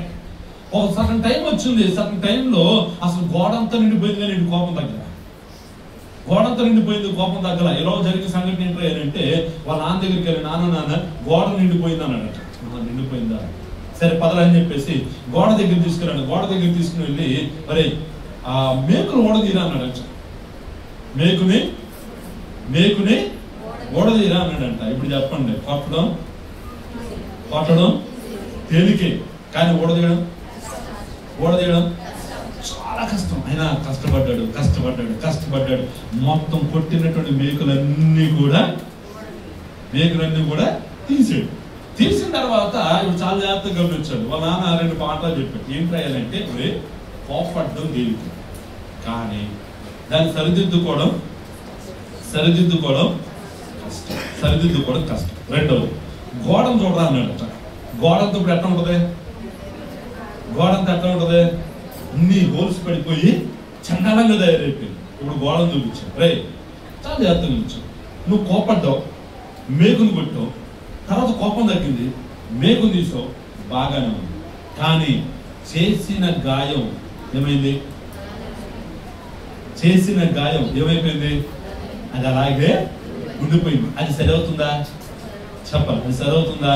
సరవు. మనం ఏమనుకుంటామంటే ఏదైనా తప్పడం సారీ చాలా తేలిగ్గా చెప్పేస్తాం కదా. ఎవరినైనా ఏదన్నా అనుకోండి, ఏదో అన్నా సారీ అని అంటాం. కానీ నిజంగా క్షమించు అని మనస్ఫూర్తిగా అడగండి.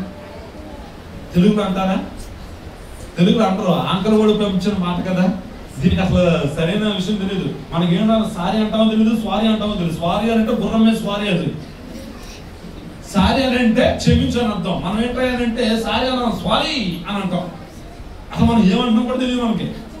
మనం ఏమంటున్నామో కూడా తెలియదు. అని వేస్తుంటాం. దాని యొక్క భావం కానీ, దాని లోతు కానీ, దాని యొక్క డెప్త్ కానీ ఏది మనకు తెలియదు.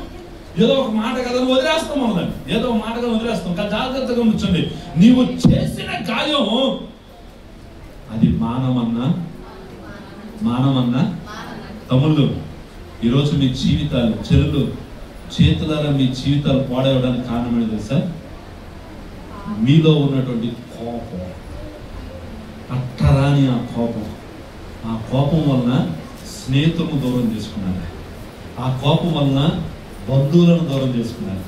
ఆ కోపం వలన మీ చుట్టూ మనుషులను దూరం చేసుకుని మీరు ఒంటరి వారైపోతున్నారు. మీ కోపం ఎంత భయంకరమైందో తెలుసా? త్వరగా కోపపడేటువంటి వాడు ఏంటంటే మూర్ఖత్వాన్ని చూపిస్తున్నాడంట. అంటే కోపం వలన ఏం జరుగుతున్నాయంటే మేలు కాదు.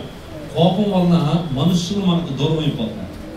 కోపం వల్ల మనం ఏమనుకుంటామంటే కోపిస్తోడు ఆయన బిరుదేపించుకుంటే అదేది గొప్ప అనుకుంటాం. కానీ దానివల్ల మనం అనేకమైన నష్టాలను ఎదుర్కొంటాం, అనేకమైనటువంటి సమస్యలను మనం ఎదురు చూస్తాం. అందుకే బైబిల్ చెప్పే మాట ఏంటంటే కోపం మంచిది కాదు. అందుకే బైబిల్ అంటుంది, ఒరే పట్టణాన్ని పట్టుకోవడం కాదురా, ముందు నిన్ను నువ్వు పట్టుకో, ముందు నిన్ను నువ్వు స్వాధీనపరచుకో, నిన్ను నువ్వు జయించు, నీలో కోపాన్ని జయించాలి. ఒక రోజంతా మీకు ఇంకా అర్థం అవడానికి ఉదాహరణ చెప్తాను, చాలా జాగ్రత్తగా గమనించండి. ఒక రోజంతా ఒక డైరెక్టర్ గారు ఒక సినిమా తీస్తున్నారు. ఏంటి ఆ సినిమా అంటే ప్యాషన్ ఆఫ్ ద క్రైస్ట్ లాగా యేసుక్రీస్తు వారి సిలువ. ప్యాషన్ ఆఫ్ ద క్రైస్ట్ అంటే యేసయ్య శ్రమలు అని అర్థం అన్నమాట. సో యేసుక్రీస్తు వారి శ్రమలను గురించి ఒక సినిమా తీస్తూ ఉన్నాడంట. ఇప్పుడు యేసుక్రీస్తు వారి శ్రమలు ఏంటంటే సిలువను మోయడం. సో ఒక ఆర్టిస్ట్ ని తీసుకొచ్చారు. ఆర్టిస్ట్ కి యేసయ్యలాగా గెటప్ వేశారు. గెటప్ వేసి అతను యొక్క భుజాల మీద ఏం పెట్టారు అంటే సిలువను పెట్టారు.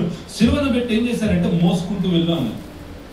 తీరా మోసుకుంటూ వెళ్తుంటే ఆడియన్స్ అందరూ కూడా, చుట్టుపక్కల వాళ్ళందరూ కూడా వచ్చారు. ఇంకా సినిమా షూటింగ్ జరుగుతుంది అని చెప్పేసి చుట్టుపక్కల వాళ్ళందరూ కూడా వచ్చారు. చుట్టుపక్కల అందరూ కూడా వస్తే ఈలోగా జరిగిన సంఘటన ఏంటంటే, ఆ సినిమా షూటింగ్ చూడడానికి వచ్చిన వాళ్ళు ఒక ఆయన యేసు క్రీస్తు వారి గెటప్ ఉన్నటువంటి ఒక వ్యక్తిని చూసి అన్నవాడంట. నవ్వంగానే ఇప్పుడు సహజంగా మనం ఏదైనా ఒక పని చేస్తున్నాం అనుకోండి, ఎవడన్నా నవ్వాడు అనుకోండి, ఏమొచ్చుద్ది? పర్వాలేదు చెప్పండి, ఏమొచ్చుద్ది? కోపం వచ్చింది. మనం పాట పాడేటప్పుడు ఎవరైనా నవ్వినా, మనం ఏదైనా చెప్పినప్పుడు ఎవరైనా నవ్వినా మనకి ఏమొచ్చుద్ది? కోపం వచ్చుద్ది కదా. సో ఇతను నవ్వుతున్నంటే కోపం వచ్చిందంట. నువ్వు చూశాడంట. అయినా అతను పట్టించుకోలేదు. ఆ నవ్వేవాడు నవ్వుతాను ఉన్నాడంట. నవ్వుతాను ఉంటే ఈ అయ్యగారు ఏం చేశాడంటే సిలువను పక్కన పెట్టి వెళ్ళి మొహం మీద ప్యాట్ను గుద్దాడంట. గుద్దేసరికి ఏమొచ్చిందంటే ముక్కులో నుంచి రక్తం వస్తుందంట. ముక్కులో నుంచి రక్తం వస్తుంది. డైరెక్టర్ గారు ఏమయ్యా ఏం చేస్తున్నావు ఏంటి అంటే, నన్ను చూసి నవ్వుతున్నాడండి, అందుకే కోపం వచ్చి కుట్టానంటే, ఈయన అన్నాడంటే, ఒరే బాబు అసలు ఏ క్యారెక్టర్ చేస్తున్నావు నీకు తెలుసా అన్నాడంట. ఏ క్యారెక్టర్ చేస్తున్నాడు ఈయన? ఏసఐ క్యారెక్టర్ చేస్తున్నాడు. ఒరే ఏసఐ క్యారెక్టర్ చేస్తా నువ్వు మీదేం పనిరా, అట్లా కోపం అంతా కొట్టేస్తావా, అది కట్టడం మంచిది కాదురా అని చెప్పేసి అంటే, సరేనండి క్షమించండి ఏమనుకోవద్దు ఈసారి నేను చేయనండి అని చెప్పేసి అన్నాడంట. ఇప్పుడు చాలా జాగ్రత్తగా ఉంచాడు. మళ్ళా శిలువను భుజాన్ని పెట్టుకున్నాడు. మోస్తున్నాడు. ఇప్పుడు దెబ్బతిన్నోడు ఊరుకుంటాడా? ఆడి ఈగో హట్ అయింది. వాడి ఈగో హట్ అయ్యి ఈడేం చేశాడంటే, ఈసారి ఇంకా గట్టిగా నవ్వుతున్నాడంట. ఈసారి ఏం చేశాడు? ఇంకా గట్టిగా నవ్వుతున్నాడంట. మళ్ళా ఇక సిలువ పక్కన పెట్టి మీద కొట్టున్నాడంట. ఈలో అందరూ రే నీకు చెప్తుంటే అర్థం కావట్లేదా, నువ్వు వేస్తుంది సిఎస్ఐ క్యారెక్టర్ బాబు, ఏం చేస్తున్నారు అని అంటే, సరే సార్ అని చెప్పేసి అన్నాడంట. ఈలోగా జరిగిన సంఘటన ఏంటంటే, మళ్ళా సిలువ భుజం మీద పెట్టుకున్నాడు. మళ్ళా మోస్తుంటే ఇంకా హట్ అయిపోయి ఉంది, ఇది తగ్గట్లేదు, ఏం చేయాలో తెలియక ఈసారి ఎదురుగా వెళ్ళి నవ్వుతున్నాడంట. అవుతుందంటే ఈలోగా మోస్తున్నటువంటి సిలువను తీసుకుని అతను దగ్గర దాకా వచ్చిన తర్వాత అతను చూస్తున్నాడంట, రే ఈ సిలువ అయిపోయిన తర్వాత నేను తిరిగి లేచి వచ్చాక నీ పని చెప్తాను అన్నాడంట. ఏంటిది? తిరిగి లేచి వచ్చాక నీ పని చెప్తాను అన్నాడంట. మనలో చాలా మంది ఇలాగే ఉన్నాం. ఏంటంటే ఆ టయానికి సిలువను భుజాలను పెట్టేసుకుని సాత్వికులాగా ఇదిగా ఎవడన్నా మనల్ని ఇచ్చేయమంటే ఏదంటారు చూసిన మీ భాషలు కేకమనంటే, అప్పుడు మన సిలువను పక్కన పెట్టేసి రియాలిటీని చూపిస్తాం. అవునా కదా? ఇప్పుడు మనకు సహజంగా ఇంతకుముందు పంపుల దగ్గర గొడవలు ఉండేవి, పంపులు లేవుగా. ఇప్పుడు మన వచ్చిన క్యారెక్టర్ మన ఇళ్ళ దగ్గరికి వెళ్తే కానీ మనకు తెలుసుంటే అసలు మనం ఎంత సాత్వికంగా ఉంటామంటే, చర్చిలో పాట పాడండి అమ్మా అంటే మాట బయటకు కూడా రాదు. కానీ ఇంటి దగ్గర మీకు మైకులు కూడా అవసరం లేదు. అంత పెద్ద టోన్స్ అన్నమాట, అంత పెద్ద వాయిస్ ఉంటాయి. కానీ చర్చిలో ఏదైనా మాట అనడానికి ఒకవేళ సాక్ష్యం చెప్పను, పక్కనోడు కూడా పడదు. కానీ ఇంటి దగ్గరకు వచ్చామనుకోండి మీ వాయిస్ డీజే కంటే గొప్పదన్నమాట. అంత పెద్ద వాయిస్ పెట్టుకుని ఉంటారు. సహజంగా ఏంటంటే కోపం సంసోనుకి ఏంటంటే కోపం. ఎంత కోపం అంటే ఇంకో మాట చెప్తాను. సంసోను తను ఒక రోజు తన కోపం వచ్చి ఏం చేశాడు అంటే, తను పరిగెత్తుకుంటూ వెళ్ళిపోయాడు. ఫిలిస్తీన్ల మీద బాగా కోపం వచ్చింది. తన భార్యను తీసుకుని తన స్నేహితుడికి ఇచ్చి పెళ్లి చేశాడని సంసోను కోపం వస్తే, ఆ సంసోను ఇక ఏదో ఆవేశంతో ఏదో పని చేస్తే, ఈలోగా ఫిలిస్తీన్లు ఏదో ఒక పిచ్చి పని చేశారు. ఈలోగా జరిగిన సంఘటన ఏంటంటే, సంసోను కోపం వచ్చింది. సంసోను ఏం చేశాడు అంటే పరిగెత్తుకుంటూ వెళ్ళి 300 నక్కలను పట్టుకున్నాడు. ఎన్ని నక్కలు? సహజంగా నక్కలు పట్టుకోవడం అంత తేలిక. కుక్కను పట్టుకోవచ్చు కానీ నక్కను అసలు పట్టుకోలేదు తెలుసా మీకు? అది యుక్తి కలిగింది, డేంజరస్ వన్. అండ్ అడవిలోనికి వెళ్ళాడు, సింహాన్ని చూసి భయపడ్డాం. మనం ఏమనుకుంటాం, సింహం రా బాబు లేకపోతే అదే అన్నాం. రెండింటికి భయపడాలి. ఏంటో తెలుసా? వాటి ఎలుగుబట్టి, రెండవది అడవి పంది, మూడవది తోడేలు. ఇవి చిన్నగా అనిపిస్తాయి కానీ ఇవి 3 చాలా డేంజరస్. ఇంకా చెప్పాలంటే అడవి పంది చాలా డేంజర్. అడవిలోకి వెళ్తాయి అడవి పందులు చాలా డేంజర్. ఆ తర్వాత తోడేళ్ళు అనేవి ఇంకా డేంజర్. ఇలాంటి సందర్భంలో చాలా జాగ్రత్తగా వచ్చింది. ఎన్నింటి పట్టుకున్నాడు ఇతను? ఎన్ని పట్టుకున్నాడు? 300 పట్టేసుకున్నాడు. 300 పట్టేసుకుని ఏం చేశాడు అంటే, రెండింటిని కలిపేసి తోకలు కట్టేశాడు. తోకలు కట్టి ఏం చేశాడంటే తోకలకు నిప్పు పెట్టాడంట. ఇక ఏం చేశాడు? తోకలకు నిప్పులు పెట్టాడు. ఈ తోకలకు నిప్పులు పెట్టి ఏం చేశాడంటే, ద్రాక్ష తోటలో, అంజూరపు తోటలో, ఈ తోటలు ఉన్నాయి కదా, ఆ తోటల్లోని వాటిని తోలేశాడు. ఆ తోటలోకి తోలేస్తే మొత్తం తోటలన్నీ కూడా కాలిపోయినాయి. అంటే పంట అంతా కూడా ఏమైపోయింది చెప్పాలి, పంట అంతా కూడా ఏమైపోయింది, మొత్తం నాశనం అయిపోయింది. దేనివల్ల? తన కోపం వలన. దేనివల్ల నీ జీవితం నాశనం అయిపోతుంది? నీలో ఉన్నటువంటి ఆ కోపం.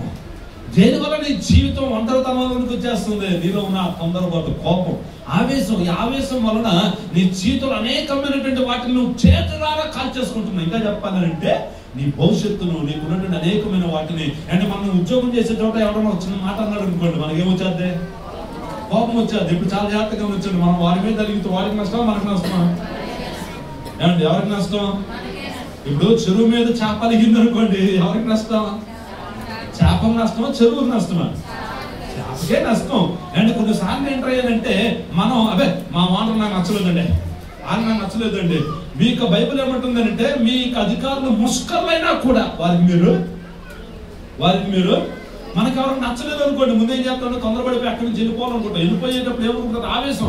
మనకేంట్రా, మనకు అన్ని దొరికేస్తారు, అది దొరికేస్తారు, ఇది దొరికేస్తారా. నువ్వు నిజంగా బయటకు వెళ్ళి చూడు, నువ్వు అనుకున్నట్టు జీవితం, నువ్వు అనుకున్నట్టు అవకాశాలు రావు, నువ్వు అనుకున్నట్టు జీవితం ఉండదు. కొన్నిసార్లు ఏంటంటే తొందరపాటు, ఆవేశం, పట్టరాని కోపాల వల్ల మనం ఏం చేస్తుంటామంటే మన భవిష్యత్తును మనమే పాడు చేసేసుకుంటాం. ఇప్పుడు చాలా జాగ్రత్తగా ఉంచండి. సంసోను జీవితం పాడైపోవడానికి అతని జీవితంలో తాను చేసినటువంటి తప్పు ఏంటంటే కోపడడం తప్పు కాదు, కానీ ఆ కోపం వల్ల జరిగిన నష్టాన్ని బట్టి ఒక గుణపాఠాన్ని నేర్చుకోవాలా.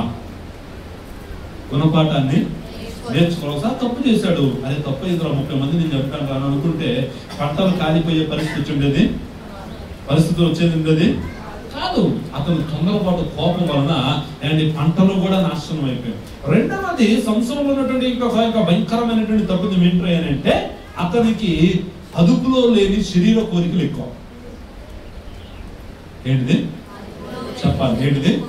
అదుపులో లేని శరీర కోరికలు ఎక్కువ. అంటే దాని అర్థం ఏంటంటే సంసోను ఫస్ట్ ఒక స్త్రీని చూశాడు, ఆ స్త్రీని ఆమెను ఇష్టపడిన తర్వాత ఆమె వలన కొన్ని సంఘటనలు జరిగాయి, కొన్ని నష్టాలు జరిగినప్పుడు ఇప్పుడు సంసోను ఆ పరిస్థితిని బట్టి సరిదిద్దుకుని ఉంటే బాగుండేది, కానీ సరిదిద్దుకోకుండా ఆ తర్వాత మళ్ళా ఇంకొక స్త్రీని చూశాడు, ఆమెను ఇష్టపడిన తర్వాత ఆమె వలన ఇబ్బంది అవుతుంది. ఆ తర్వాత ఇంకొక స్త్రీ దగ్గరికి వెళ్ళాడు, ఆమె వలన తన జీవితమే పతనమైపోయింది. దెలీలా అనేటువంటి ఆమె మూడవ స్త్రీ అన్నమాట. ఇప్పుడు ఒకరి విషయంలో తప్పు జరిగింది, తన జీవితానికి మాయని మచ్చ అనేది ఒకటి పడింది. తన జీవితంలో తను ఎన్నో ఇబ్బందులు ఎదుర్కొన్నాడు. సరిదిద్దుకుని సరి చేసుకుని ఉంటే బాగుండేది. సరి చేసుకోవాలా. ఇంకొక స్త్రీని ఇష్టపడ్డాడు, సరి చేసుకున్నాడా? అక్కడ సరి చేసుకోవాలా. ఆ తర్వాత ఇంకొక స్త్రీ దగ్గరికి వెళ్ళాడు, ఆ స్త్రీని ఇష్టపడ్డాడు. ఆమె ఏంటంటే ఫిలిస్తీన్ల చేతిలో కీలు బొమ్మ లాంటిది. ఇంకా చెప్పాలంటే ఫిలిస్తీన్ల చేతిలో ఒక బొమ్మ లాంటిది. ఆమె ఫిలిస్తీన్ ఎటు ఆడమంటే అటు ఆడేది అనమాట. ఫిలిస్తీన్లు ఆమె దగ్గరికి వచ్చి, అమ్మ సంసోను తన బలం ఏంటో కనుక తెలుసుకుంటే మా దగ్గర ఉన్నటువంటి సర్దార్లు అందరం కూడా ఒక్కొక్కడు 1000 ఇక వరాలు అంటే నీకు ఇష్టం అని చెప్పేసి అని అంటే ఆమె ఏం చేసింది అంటే సంసోను లాలించడం మొదలు పెట్టింది. సంసోను లాలించి సంసోను ఇంతకీ నీకు బలం రహస్యం ఏంటో మా చెప్పవా అని చెప్పేసి అడిగింది. అడగంగానే ఇప్పుడు ఏం చెప్పాలో తెలియకేమన్నాడంటే ఇక ఇనప జవనాలను తీసుకొచ్చి నన్ను గట్టెప్తే కనుక నేను దాసుడుని అయిపోతానని చెప్పేసి అన్నాడు. వెంటనే ఆమె ఏం చేసింది అంటే వాళ్ళు చెప్పినప్పుడు ఆ ఇనప జవనాలను తీసుకొచ్చి ఇచ్చినప్పుడు ఆ సో తీసుకొచ్చి ఇచ్చినప్పుడు ఆమె ఏం చేసిందంటే కట్టేసి ఏమందంటే సంసోను ఫిలిస్తీన్లు వచ్చేస్తున్నారు అని చెప్పేసి అన్నాడు. ఫిలిస్తీన్లు వచ్చేస్తున్నారు అనగానే వెంటనే లేచాడంటే బలంగా లేచిన వెంటనే అప్పుడు సంసోనుకి అర్థం ఎవరైతే ఏదో తేడాగా ఉందరా, ఈమె వల్ల నా జీవితం పాడైపోయేటట్టు ఉందరా, నన్ను ఫిలిస్తీన్లకు అప్పచెప్పేటట్టు ఉందరా, ఎందుకు నా రహస్యాన్ని అడుగుతుంది, ఎందుకు నా బలాన్ని అడుగుతుంది, అసలు నా బలం ఈమెకి ఎందుకురా అని చెప్పేసి ఆలోచన చేసి తను సరిదిద్దుకుని ఉంటే, తన యొక్క శరీర కోరికను అదుపు చేసుకుని ఉంటే, తన ఆలోచనలను అదుపు చేసుకుని ఉంటే, తన ఉద్దేశం అదుపు చేసుకుని ఉంటే, తను సరి చేసుకుని ఉంటే చాలా బాగుండేది. అక్కడ సరి చేసుకోవాలా. ఒకరి వల్ల జీవితం నాశనమైంది, సరిదిద్దుకుంటే బాగుండేది. సరిదిద్దుకోవాలా. ఇంకొకరి వల్ల జీవితానికి మాయని మచ్చబడింది, సరిదిద్దుకుంటే బాగుండేది. సరిదిద్దుకోవాలా. ఇంకొకరి చేతిలో పడ్డాడు, కీలుబొమ్మలాగా మారిపోయాడు. ఆమె ఇంకొకరి చేతిలో కీలుబొమ్మ అయిపోయింది. ఇంకొకసారి అడిగితే ఆయన మళ్ళొకసారి అబద్ధం చెప్పాడు. మళ్ళొకసారి నా జుట్టు ముడేస్తే సరిపోతుందని అబద్ధం చెప్పాడు. అట్లా కాదని చెప్పేసి ముడేసేసింది. ముడేసిన తర్వాత సంసారంలో పిలుస్తులు వస్తున్నారంటే అమాంతంగా లేచాడు. ఇలాగా 3 సార్లు జరిగిన తర్వాత ఆమె తన ఒళ్ళో పొడుగు పెట్టుకుని సంసోను, నీకు నేనంటే ఇస్తాను సంసోను, నన్ను మోసం చేస్తున్న సంసోను అంటే ఇప్పుడు సంసోను యొక్క పతనం సడన్ గా జరిగిందా, క్రమంగా జరిగిందా? చూడండి, బైబిల్ ఒక మాట ఉంటుంది, సామెతల గ్రంథం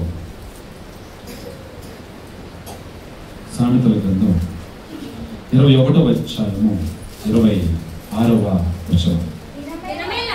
ఏంటంట? దినమెల్లా కోరికలు ఆశలు ఏం చేస్తాయంట? దినమెల్లా ఏం కలుగుతుంది అంటే మనం ఏంటంటే సంతృప్తి లేని జీవితాలు, మన సంతృప్తి లేని జీవితాలు, మనకు మన చుట్టూ నచ్చదు. మనకి ఏంటంటే మనకి ఎప్పుడు కూడా పొరుగుంటి కూర రుచి అన్నట్టు మన పరిస్థితులు ఏంటంటే మనిషి సైకాలజీ ఏంటంటే మనకు ఉన్నది మనకి ఏ రోజు కూడా మీకు అర్థం కూడా చెప్తారు. సైకిల్ ఉన్నవాడిని, అరే నీకు సైకిల్ నచ్చిందా అన్నా అనుకోండి, అది ఏమంటాడు తెలుసా? బైక్ ఉంటే బాగుంటుంది అని అన్నట్టు. సైకిల్ లేనివాడిని అడిగితే ఉంటాడు, ఒక సైకిల్ అన్నా ఉంటే నాకు బాగుంటుందని. వేరే వాడు మన సైకిల్ దొరుకుతాడు, మన ఏంటి బైక్ అంట. సరే బైక్ ఉన్నవాడి దగ్గరికి వేరే బాబు నీకు బైక్ నచ్చింది అని అంటే నాకు బుల్లెట్ లేదంటాడు. ఏదంటాడు? బుల్లెట్ లేదని అంటాడు. సరే బుల్లెట్ ఉన్నవాడి దగ్గరికి వెళ్ళి బాబు బుల్లెట్ బాగుందని అంటే బుల్లెట్ కాదండి హార్లీ డేవిడ్సన్ అంటారు, లేకపోతే కార్ కావాలని అంటాడు. ఏం కావాలి? కార్ కావాలని అంటాడు. సరే కారు ఉన్నవాడి దగ్గరికి వెళ్ళి బాబు నీకు కార్ నచ్చిందని అంటే నాకు దాంట్లో బెంచ్ కావాలంటాడు. సరే బెంచ్ ఉన్నవాడి దగ్గరికి వెళ్ళి అడిగాను కదా బాబు నీకు బెంచ్ ఉంది కదా హ్యాపీ అని అంటే అడగమంటే తెలుసా? బెంచ్ ఉంటే సరిపోదండి నాకు ఓన్ జెట్ కావాలని అంటాడు. ఏం కావాలి? జెట్ అంటే హెలికాప్టర్ లాంటివి కొనుక్కోవాలంటే. మనిషి జీవితానికి ఏముండదు అంటే సంతృప్తి ఉండదండి. మనకి ఎప్పుడు ఏం కలుగుతున్నాయంటే ఇష్టాలు కలుగుతూ ఉంటాయి, కోరికలు కలుగుతూ ఉంటాయి, ఆశలు పడుతూ ఉంటాయి. ఎందుకంటే బైబిల్లో సామెతలు దినమెల్లా కోరికలు పుడుతూనే ఉంటాయి, దినమెల్లా ఆశలు పుడుతూ ఉంటాయి. ఎవడైతే దాన్ని స్వాధీనపరచుకోగలుగుతాడో, ఎవడైతే వాటిని అణుచుకోగలుగుతాడో వాడు సక్సెస్ అవుతాడు జీవితంలో. నాకు ఆలోచన వచ్చింది, నాకు ఇష్టం వచ్చింది, నాకు కోరిక వచ్చింది, నేను అటు పరిగెడతాను ఇటు పరిగెడతాను అంటే నీ జీవితం నువ్వు చేతులారా నీ జీవితం నువ్వే. అండ్ సంసోను ఒకరి విషయంలోకి వెళ్ళాడు. ఇప్పుడు తమ్ముళ్ళు చాలా జాగ్రత్తగా ఉంచండి, చెల్లెలు చాలా జాగ్రత్తగా ఉండండి. నువ్వు చాలా చదువుకుంటాను. జీవితంలో ఒకసారి దెబ్బతిన్నావు, తొందరపోతావు. రెండవసారి కూడా తొందరపడదు, దెబ్బతిన్నావు. చాలాసార్లు ఏంటంటే మనం మన జీవితంలో ఎవరో ఒకరు నమ్ముతాం, మోసపోతాం, నష్టపోతాం. అప్పుడైనా సరి చేసేసుకుంటే చాలా బాగుంటుంది. కానీ సరి చేసుకో. ఒకసారి అలవాటైన ప్రాణం అన్నట్టు మళ్ళా ఏదో ఒక సందర్భంలో నష్టాన్ని తెచ్చుకుంటాం.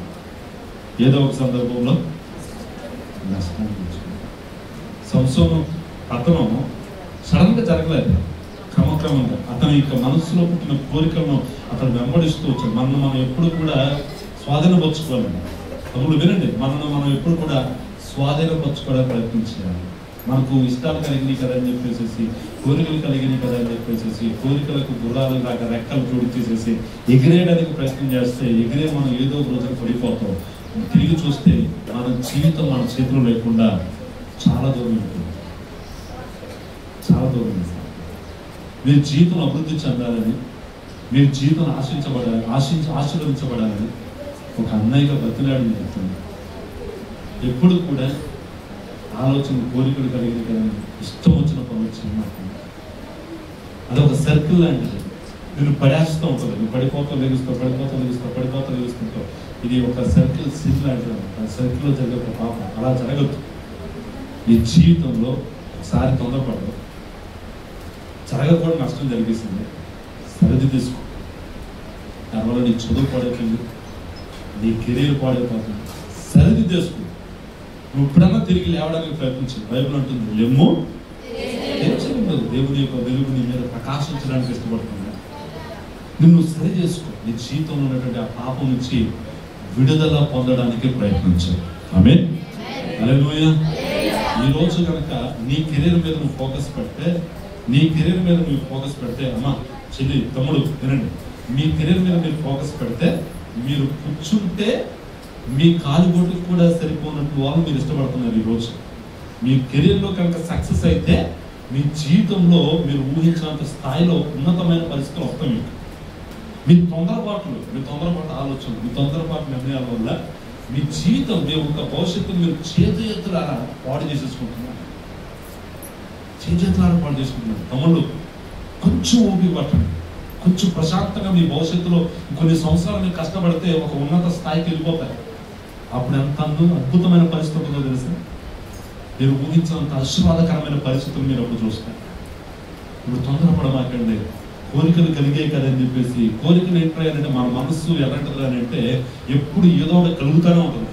వాటిని మనం ఉంచుకోవడానికి ప్రయత్నించాలి. ఆమేన్. హల్లెలూయా. తర్వాత చాలా జాగ్రత్తగా గమనించండి. సంసోనులో ఉన్నటువంటి రెండవ తప్పు నేను చెప్తాను. మొదటి తప్పు ఏంటంటే తాను చేసిన తప్పుల నుంచి తాను గుణపాఠాన్ని నేర్చుకోవడం. కోపంలో నుంచి పాఠాన్ని నేర్చుకోవాలా, అండ్ శరీర కోరికల విషయంలో పాఠాన్ని నేర్చుకోవాలా. బోల్డంత పరిస్థితులను తాను ఎదుర్కోవాల్సి వచ్చింది. రెండవది, సంసోను చాలా మంది మన అందరూ చేసేటువంటి తప్పే సంసోను కూడా చేసింది. ఏంటంటే తాను చక్కని స్నేహితులను, ఆత్మీయమైనటువంటి స్నేహితులను కలిగి లేడు. ఎవరిని కలిగి లేడు?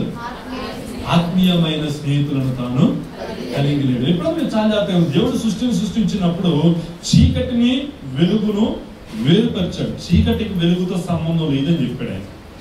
క్రైస్తవుడుగా నువ్వు ఉన్నప్పుడు ఎప్పుడు కూడా ఎలాంటి వారితో నువ్వు స్నేహం చేయాలి అని అంటే ఆత్మీయులతో స్నేహం చేయాలి. ఎందుకు ఆత్మీయులతో స్నేహం చేయాలి అంటే ఆత్మీయులు నిన్ను పురుగొల్పడానికి ప్రయత్నం చేస్తారు. ఆత్మీయులు ఏంటాయనంటే నిన్ను బలపరచడానికి ప్రయత్నం చేస్తారు. ఆత్మీయులు ఏంటాయనంటే నువ్వు తప్పు చేస్తున్నావు అనుకోండి, నిన్ను సరిచేయడానికి ప్రయత్నం చేస్తుంటారు. అంతేగాని బైబిల్లో కొన్ని రకాలైన స్నేహాలు ఉన్నాయండి. ఏంటా స్నేహాలు అంటే రెండు స్నేహాలు చెప్తాను వినంటే. ఒక రోజు ఒక కుర్రోడు ఉన్నాడండి. వాళ్ళ నాన్నగారి దగ్గరికి వచ్చి, నాన్న ఆస్తిలో నాకు రావాల్సిన భాగం నాకు ఇస్తావా అని అడిగాడు. అడగగానే వాళ్ళ నాన్న ఏం మాట్లాడకుండా ఏం చేశాడంటే సరే తీసుకుని వెళ్ళు అన్నాడంట. తీసుకున్నాడు, ఆస్తి తీసుకున్నాడు. తాను దూరదేశానికి వెళ్ళాడు. దూరదేశానికి వెళ్ళిన తర్వాత ఇప్పుడు డబ్బున్న చోట అండ్ బెల్లం ఉన్న చోట ఈగలు ఉన్న ఎంత సహజమో డబ్బున్న చోట స్నేహితులు అందరూ బంధువులు అందరూ వచ్చారు. అతనితో ఉన్నారు, అతనితో సమయాన్ని గడిపేశారు, సమయాన్ని వెచ్చించేశారు. చాలా బాగుంది, లైఫ్ చక్కగా వెళ్ళిపోతూ ఉంది. సడన్ గా కూర్చుని తింటే కొండలు కూడా చనిపోతున్నట్టు ఉన్న డబ్బంతా పోయింది. ఉన్న డబ్బంతా కూడా పోయిన తర్వాత ఇప్పుడు వీడు ముఖం చూసేవాడు లేడు. ఒక రోజు పిలిచి భోజనం పెట్టేవాడు లేడు. ఒక రోజు కనీసం ఇంట్లో చేర్చుకునేవాడు లేడు. ఇతను ఏం చేశారంటే నడి రోడ్డున విడిచిపెట్టేశారు. నిజమైన స్నేహితుడైతే విడవక ప్రేమిస్తాడు. ఇప్పుడు వినండి, మీ స్నేహితులు చాలా మంది ఒక వారం క్రితమో, ఒక నెల రోజుల క్రితమో, ఒక సంవత్సరం క్రితమో మీతో మాట్లాడడం మానేసి ఉంటారుగా. ఎందుకు మాట్లాడడం మానేశారు?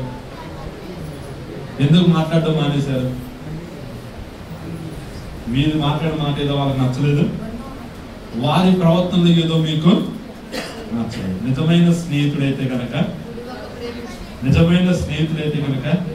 మీరు ఎలాంటి వారైనా మిమ్మల్ని భరించి మిమ్మల్ని సరిదిద్దుకోవడం ప్రయత్నం చేస్తారే కానీ మిమ్మల్ని విడిచిపెట్టారు. ఇప్పుడు జరిగినటువంటి పరిస్థితి ఏంటంటే నిజమైనటువంటి స్నేహం ఎప్పుడు ఉంటుందండి. ఇంకొక స్నేహం చెప్పిన ఒక రోజు అంటే ఒకడు ఒక ఆలోచన కలిగింది. తమ్ముడు వినండి, నేను తొందర ముగిచ్చేస్తాను నాన్న పని ఉందా ఒక 10 నిమిషాలు ముగిచ్చేస్తాను వినండి. జరిగేటువంటి సంగతి ఏంటంటే ఒక రోజు అంట ఒకడికి ఒక పిచ్చ ఆలోచన కలిగింది. ఏంటి ఆ పిచ్చ ఆలోచన వచ్చిందంటే సొంత చెల్లిని చూశాడు, చెల్లిని ఇష్టపడ్డాడు.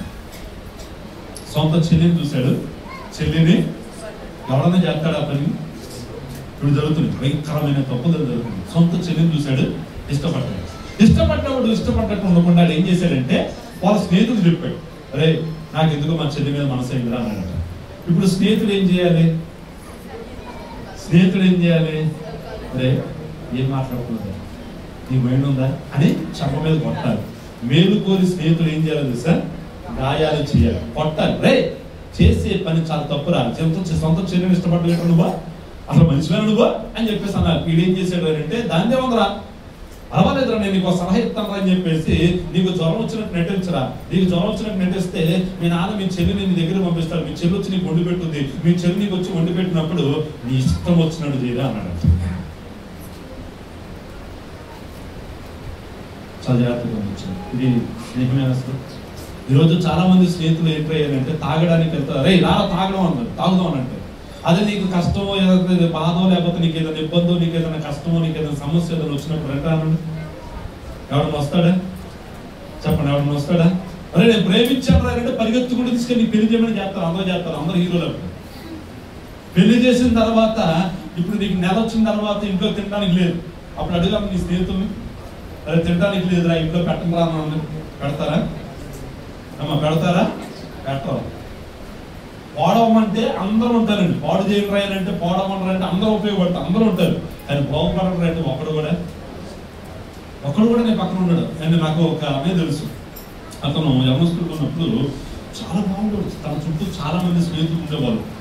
ఏం జరిగిందో తెలియదు. ఒకసారి టైంలో నాకు రోడ్డు మీద కనపడ్డాడు. రోడ్డు మీద కనపడినప్పుడు తను ఒక పక్షవాతం వచ్చి ఒక కాలు ఒక చెయ్య అతనికి ఇదైపోయి అట్లాగే నడుస్తూ ఉన్నాడు. అనేది చూసినప్పుడు నాకు చాలా బాధ అనిపించింది.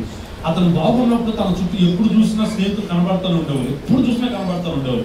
నేను అతను చూసినప్పుడు అన్నయ్య ఏంటిదంటే ఇక్కడ అయిపోయిన తర్వాత నా పరిశ్రమ నేను అడిగాను, అన్నయ్య మరి నీతో చాలా మంది స్నేహితులు ఉండేవారు కదా, మరి ఎవరన్నా వచ్చి నీకు ఏదన్నా సహాయం చేయడం కానీ లేకపోతే నేను ఆదుకోవడం కానీ నీకు అక్కడ ఉపయోగపడతారని అంటే అన్నయ్య చెప్పిన మాట ఏంటంటే, అరే అప్పుడు నాతో అందరూ ఉన్నారా, ఇప్పుడు నాతో ఒక్కడు కూడా లేడు, నాతో ఒక్కడు కూడా లేడు. వినండి పిల్లలు, మనం ఎవరితో స్నేహం చేస్తున్నాం అన్నది మన భవిష్యత్తును డిసైడ్ చేస్తుంది. మనం అంటే వినండి, మీకు ఒక మాట ఏంటంటే, నువ్వు కోడి పిల్లతో స్నేహం చేస్తున్నావు అంటే నీ బతుకు కూడా అట్టగా ఉంటుంది. నువ్వు గద్దతో స్నేహం చేస్తే నీ బతుకు అట్టగా ఉంటుంది. గద్దతో స్నేహం చేస్తే నువ్వు ఎత్తైన శిఖరాల మీద ఎగరగలుగుతావు. కోడి పిల్లతో స్నేహం చేస్తే కింద ఎగరడానికి ట్రై చేస్తుంది కానీ ఇప్పుడు నీ స్నేహితుడు ఉన్నతమైన లక్షణాలు ఉన్నతమైన గోల్స్ కలిగి ఉన్నాడు అనుకోండి. ఇప్పుడు అదే లక్షణాలు అదే ఆలోచన నీకు వచ్చు. ఇప్పుడు నీ స్నేహితుడు అధాపాతాలకు వెళ్ళేవాడిని నువ్వు స్నేహం చేసావు అనుకో, వాడు దరిద్రుడు, వాడితో పాటు నీ జీవితం కూడా ఏం చేసుకున్నట్టు. ఎవరితో స్నేహం చేస్తున్నావో అది నీ జీవితం చేయాలి. సంసోను ఒక్కరు కూడా మంచి స్నేహితులు లేరండి. సంసోను ఒక్కరు కూడా మంచి స్నేహితులు లేరు. చాలా తప్పు. మనం ఎప్పుడు కూడా ఆత్మీయులను స్నేహితులుగా ఉండాలి. ఇంకా చెప్పాలంటే దావీదుకు యోనాతాను స్నేహితుల్లాగా నీకు నాకు ఎప్పుడు కూడా బలపరిచే ఆత్మీయులను స్నేహితులుగా. తమ్ముళ్ళు, స్నేహం చాలా గొప్ప బంధం. ఎవరితో పడతా వాళ్ళతో చెప్పాను. రోజు ఇద్దరు స్నేహితులు అడవిలో నడుచుకుని వెళ్తున్నాడు. వాడు అడిగాడంట, రే నన్ను ఎప్పుడన్నా ఏదైనా కష్టం వచ్చిందని వదిలేస్తావా అని అంటే వాడు అన్నాడంట, రే నా ప్రాణం పోయినా నేను వదలరా అన్నాడంట. ఈరోజు కొంచెం ముందుకెళ్ళేసరికి ఎలుగుబంటి వచ్చింది. ఎలుగుబంటి రాగానే వెంటనే ఏం చేశాడు అంటే ఇద్దరు పారిపోతూ వాడు చెట్టు ఎక్కడ ఇంకోటి చెట్టు ఎక్కడ రాదు. వీడు ఏం చేశాడు, నన్ను లాగరా పైకి అని అంటే మరి నేను లాగడానికి ప్రయత్నం చేస్తే ఎలుగుబంటి నన్ను కూడా కింద లాగొద్దురా, నేను లాగరా చెప్పేసి వీడు పైకి ఎక్కేసి కూర్చున్నాడంట. వీడికి ఏం చేయాలో తెలియడం లేదు. ఇంకా అటు చూసాడు ఇటు చూసాడు, ఇంకా ఎలుగుబంటి దగ్గరికి వచ్చేస్తుంటే టక్కన చచ్చినోడు పడినట్టు కింద పడిపోయాడు. ఎలుగుబంటి వచ్చిందంట. ఎలుగుబంటి వచ్చి ఎలుగుబంటి ఏం చేస్తున్నారంటే ఈ చుట్టూ తిరిగిందంట, వాసన చూసిందంట. ఎలుగుబంటికి ఒక స్వభావం ఉంది, అది బతికిన వాటిని తప్ప చచ్చినట్టు అసలు చచ్చిన వాటిని అసలు తిందాం. ఇప్పుడు ఎలుగుబంటి ఏం చేసిందంటే వాసన చూసిందంట. వాసన చూసి వీడు చచ్చినట్టు నడిచి ఇదే జరిగింది నాకు అనుకుని వదిలేసిందంట. వెళ్ళిపోయిందంట. వెళ్ళిపోయిన తర్వాత చాలాసేపు అయిన తర్వాత చెట్టు మీద ఉన్నప్పుడు కింద దిగాడంట. కింద దిగిన తర్వాత వచ్చి అడుగుతున్నాడు, ఎలుగుబంటి వచ్చి నీ చెవిలో ఏదో చెప్పిందిరా, ఏం చెప్పిందిరా అని అడిగాడంట. అడిగితే అన్నాడంట, నీళ్ళంటోడికి ఇంకెప్పుడు స్నేహం చేయొద్దని చెప్పిందిరా. మనం చాలాసార్లు ఎవరితో స్నేహం చేస్తున్నాం, వాళ్ళు మనం ఏదైనా ఒక సమస్య వచ్చినప్పుడు నెట్టేసేసి అదేదో సరదా అదేదో ఇదనుకుంటారు చూసారా, వాళ్ళు అప్పుడే కాదు ఎప్పుడైనా నేను నెట్టేస్తారు. కాబట్టి ఎవరితో స్నేహం చేస్తున్నామో ఆలోచన చేసి స్నేహం చేయాలి. ఎవరితో పడితే వారితో స్నేహం చేయమని. అందరితో మంచిగా ఉండడం మంచిదే, కానీ బెస్ట్ ఫ్రెండ్స్ అనేవాళ్ళు ఎలా ఉండాలి తెలుసా, నిన్ను సరిదిద్దాలి, నిన్ను ఉన్నతమైన స్థాయిలో చూడడానికి ఇష్టపడాలి. అలాంటి వారితో స్నేహం చేయాలి. ఆమేన్, హల్లెలూయా. చిన్న మాట నేను చెప్పేసి ముగించేస్తాను. సంసోను జీవితంలో ఇంకో తప్పు ఏంటంటే, సంసోను ఎవరో తెలుసా, తల్లి గర్భంలో తాను రూపించబడినది మొదలుకొని నా జీవితం చేయబడిన వాడు. అంటే ఒక ప్రత్యేకమైన అభిషేకం కలిగిన వాడు. ఇతను తన మీద ఉన్న అభిషేకం యొక్క విలువను తెలుసుకోలేకపోయాడు. చాలా మంది జీవితంలో నేను వాక్యం ప్రారంభంలో చెప్పాను సార్, మనకి ఇవ్వబడిన స్థాయి విలువ మనకు తెలియదు చాలాసార్లు. దాన్ని పక్కన పెట్టేసి మనకు లేని వాటి కోసం మనం ఆశపడిపోతున్నాం. చేతులను నాశనం చేసేసుకున్నాం. ఇతను ఎవరో నాజీరు చేయబడిన వాడు. చచ్చిన వాటిని ముట్టుకోవచ్చా? ముట్టుకోకూడదు. ఇప్పుడు ఒక రోజు వచ్చాడంట, దారిలో సింహం కనబడింది, నాకం జీవించినట్టు జీవించేసాడు, చంపేశాడు. మళ్ళా కొద్ది రోజుల తర్వాత అటు వచ్చాడు. నేను చెప్పిన సింహం ఎట్లా ఉందో, కలేబరం ఎట్లా ఉందో చూశాడు. అక్కడ ఏం పుట్టింది అంటే తేనె పుట్టిందంట. వెంటనే వెళ్ళాడు, ఆ తేనెను తీసుకున్నాడు, అలా తిన్నాడు. ఈ తినడమే కాకుండా దాన్ని తీసుకుని వెళ్ళి వాళ్ళ అమ్మ నాన్నకు కూడా ఇచ్చాడు. వాళ్ళు కూడా తిన్నారు, పాపం తెలియదు వాళ్ళకి. ఇప్పుడు చాలా జాగ్రత్తగా గమనించండి. ఇతనికి తెలుసా లేదా తినకూడదని? తెలుసా లేదా? సంసోనుకు తెలుసు తాను తినకూడదని. సంసోను తెలీదా నాజీరు చేయబడ్డాడని? తెలుసు. అదే తెలియదు చెప్పండి, నాజీరు చేయబడ్డాను, నేను ప్రత్యేకించబడ్డాను. తెలిసినా కూడా తన స్థితిని తను గుర్తెరగలేకపోయాడు. మనలో చాలా మందికి మనం ఎవరో మనకు తెలుసు, మన స్థాయి ఏంటో మనకు తెలుసు, మన ఆత్మీయ జీవితం ఏంటో మనకు తెలుసు, మనం ఎలా ఉండాలో మనకు తెలుసు. తెలిసినా కూడా దాని విషయంలో మనము తీవ్రత లేని వారంగా ఉన్నాం. విలువ లేని వాటితో సహవాసం చేస్తాం, విలువ లేని వాటితో జీవించడం. మన ఆత్మీయ జీవితంలో మనకు దేవుడిచ్చిన అభిషేకం యొక్క విలువను మనమే తగ్గించేసుకుంటూ వస్తున్నాం. దేవుడు మనకిస్తున్న అభిషేకం, దేవుడు మనకిస్తున్న స్థాయిని, దేవుడు మనకిస్తున్న గొప్పతనాన్ని మనం చేతులారా పాడు చేసేసుకుంటూ ఉన్నాం. అసలు దేవుడు నిన్ను ఏ స్థాయిలో ఉంచడానికి ఇష్టపడ్డాడు? పెద్ద గొప్పల మీద నుంచి నువ్వు లేవనెత్తి ప్రజల ప్రధానుల మధ్య కూర్చోబెడితే నువ్వు ఎక్కడున్నావో తెలుసా, నీ స్థితి ఎక్కడుందో తెలుసా, నీ ఆలోచన ఎక్కడుందో తెలుసా. మళ్ళా అంటే బురదలో తిరిగే పని తీసుకొచ్చి సింహాసనం మీద పెడితే అది ఎక్కడ కోరుకుంటది? అది అనుకుంటుందంట, ఈ సింహాసనం నాకు ఇదే నాకు అసలు నాకు పొరదే సుఖం అన్నట్టు మనకి దరిద్రం అదే ఇష్టంగానే ఉంటుంది. దాన్నే కోరుకుంటున్నాం. తమ్ముళ్ళు, దేవుడు మిమ్మల్ని ఎక్కడి నుంచి ఏర్పరచుకున్నాడో తెలుసా? చీకటిలో నుంచి వెలుగులోనికి పిలుచుకున్నాడు. బురదలో నుంచి అంటే నాశనంలో నుంచి ఆశీర్వాదంలోనికి పిలిచాడు. ఈ లోకంలో శాపంలో నుంచి క్షేమంలోనికి పిలిచాడు. ఒక ప్రత్యేకమైన స్థితిలోకి దేవుడు మిమ్మల్ని పిలిచాడు. మిమ్మల్ని పిలిచిన ఈ స్థితి విలువ మీకు తెలిస్తే క్రైస్తవులు అంటే దాని అర్థం ఏంటో తెలుసా? దేవుని బిడ్డలము. మన స్థాయి ఏంటో తెలుసా? దేవదూతలు మన పక్కన కావలిగా పెట్టాడు దేవుడు. అది మన స్థాయి. ఈ స్థాయిని మనం ఏం చేస్తున్నాం అంటే లేనిపోని వాటితో కాంప్రమైజ్ అయిపోతున్నాం. సంసోన్, నీకున్న అభిషేకం ఏంటయ్యా? నీకు ఒక్కసారి దేవుడు తన ఆత్మను ఇస్తే ఒక పచ్చి గాడిద తమడి ఎముకను తీసుకుని 1000 మందిని చంపగలిగిన అభిషేకం నీకుంది. సంసోన్, ఒక్కసారి దేవుణ్ణి అడిగితే నీకు శక్తి చాలా గొప్పది. అంత గొప్ప స్థితిని దేవుడు నీకు ఇస్తే, అంత గొప్ప ఆధిక్యతను దేవుడు నీకు ఇస్తే, అంత గొప్ప అభిషేకాన్ని దేవుడు నీకు ఇస్తే, అంత గొప్ప స్థితిగతులు దేవుడు నీకు ఇస్తే, నీ ఆలోచన అర్థమైన వాటి వైపు, నీ తలంపులకు అర్థమైన వాటి వైపు, నీ ప్రణాళికలకు అర్థమైన వాటి వైపు పెట్టుకుని నీ జీవితాన్ని చేతులారా నాశనం చేసుకుంటున్నావు. తమ్ముళ్ళు, చెల్లెళ్ళు, ఇది సంసారం జీవితం మాత్రమే కాదు. ఈ రోజు మనలో చాలా మంది మన స్థితి ఏంటో తెలుసుకోకుండా చేతులారా మన స్థాయిని మనమే తగ్గించేసుకుంటున్నాం. ఇప్పుడు రోడ్డు మీద వెళ్తున్నావు, 10 కుక్కలు మరుగుతూ ఉన్నాయి, ఏనుగులాగా నువ్వు ఉన్నావు. ఇప్పుడు తిరిగి నువ్వు కాంట్రిచ్చావు అనుకోండి, ఏమవుతుంది? దానికి నీకు తేడా లేదు అని అంటారు. అట్లాగే నువ్వు వెళ్ళేటప్పుడు నిన్ను ఆకర్షించే పాపాలు, నిన్ను కోరుకుని ఎన్నో వస్తాయి. కానీ దేవుడు నిన్ను ఒక ఉన్నత స్థాయిలో ఏర్పరచుకున్నాడు. ఇప్పుడు నువ్వు వాటి కోసం నువ్వు తిరిగి అవ్వనంటే నీ స్థాయిని చేతులారా నువ్వే పాడు చేసుకుంటావు. మనకెందుకు? అవి అసలు మనకు సంబంధం లేదు, మనకు అనవసరమైన. వాళ్ళు చేసుకునేవాళ్ళు వాళ్ళు చేసుకునే పిచ్చలాపాలు వాళ్ళు చేసుకునేవాళ్ళు, వాళ్ళు చేసుకునేవాడిని. అసలు దేవుడు నన్ను ఏ స్థితిలోనికి దేవుడు మనం పిలిచాడు, అసలు ఏ స్థాయిలో ఉన్నామని దేవుడు మనం పిలిచాడు. నన్ను ఒక రోజు అధికతం కాదు కానీ ఒక మాట ఒక రోజు నన్ను పిలిచి నాకు ఒక బిజినెస్ని పరిచయం చేశాడు. యాంబే తెలుసా? యాంబే అనేటువంటి ఒక బిజినెస్ ఉండేది, దాన్ని నాకు పరిచయం చేశాను.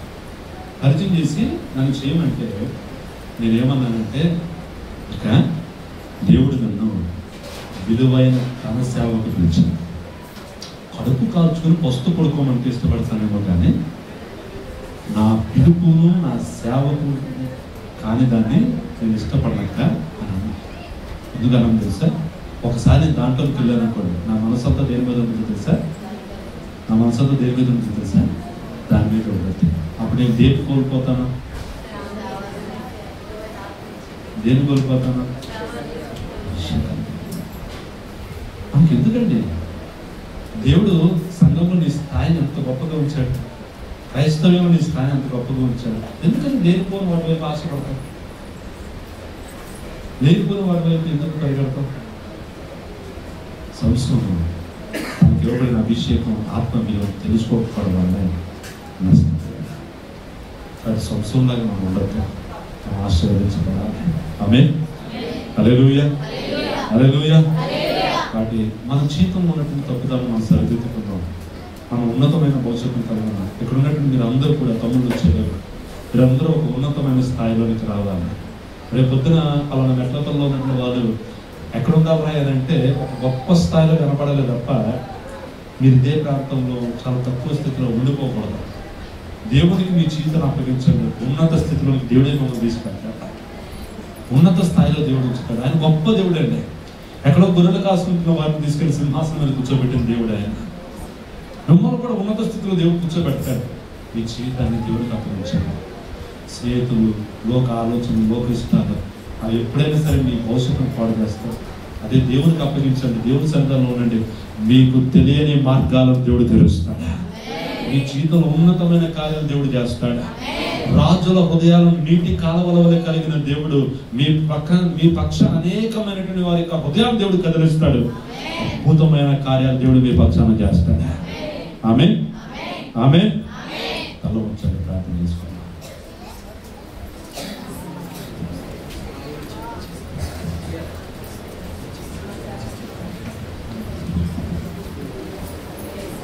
ప్రార్థన చేసుకుందాం. అందరూ తల వంచండి. మన ఉన్నతమైన స్థానంలో ఉంచులాగన మంచి స్నేహము కలిగి మనం జీవించాలని దేవుడు మనతో మాట్లాడుతున్నాడు. కోపమును ఉద్రేకమును తీసివేసుకోమని, దేవుని విషయంలో దేవుని యొక్క జ్ఞానము కలిగి ముందుకు కొనసాగడం ఎంత మేలో. సంసోను కోపాన్ని ఉద్రేకము కలిగి ముందుకెళ్ళాడు, కానీ తను చేసిన తప్పును తను సరి చేసుకోలేకపోయాడు. కనుక మనం సరి చేసుకోవడానికి దేవుడు గొప్ప వాక్యాన్ని దేవుడు మనకి ఈరోజు ఈ సమయంలో దేవుని దాసుల ద్వారా తెలియపరిచాడు. కనుక ప్రార్థన చేసుకుందాం. పరిశుద్ధుడా, ప్రేమ కలిగిన దేవ, కృప కలిగిన రాజ్యానికి స్తోత్రాలు, వందనాలు చెల్లిస్తూ ఉన్నాం. యవనస్తుల కొడుకులో జ్ఞానయుతమైన మాటల ప్రభువ సంసోను గురించి ప్రభు మాకు తెలియపరిచినందుకు నీకే స్తోత్రాలయ్యా. సంసోను అయితే మొదట ప్రభువ ఉద్రేకము కలిగి కోపము కలిగి ప్రభువ అయ్యా చేయలేని కార్యాలు ఆయన అనేకుని చంపివేశాడయ్యా.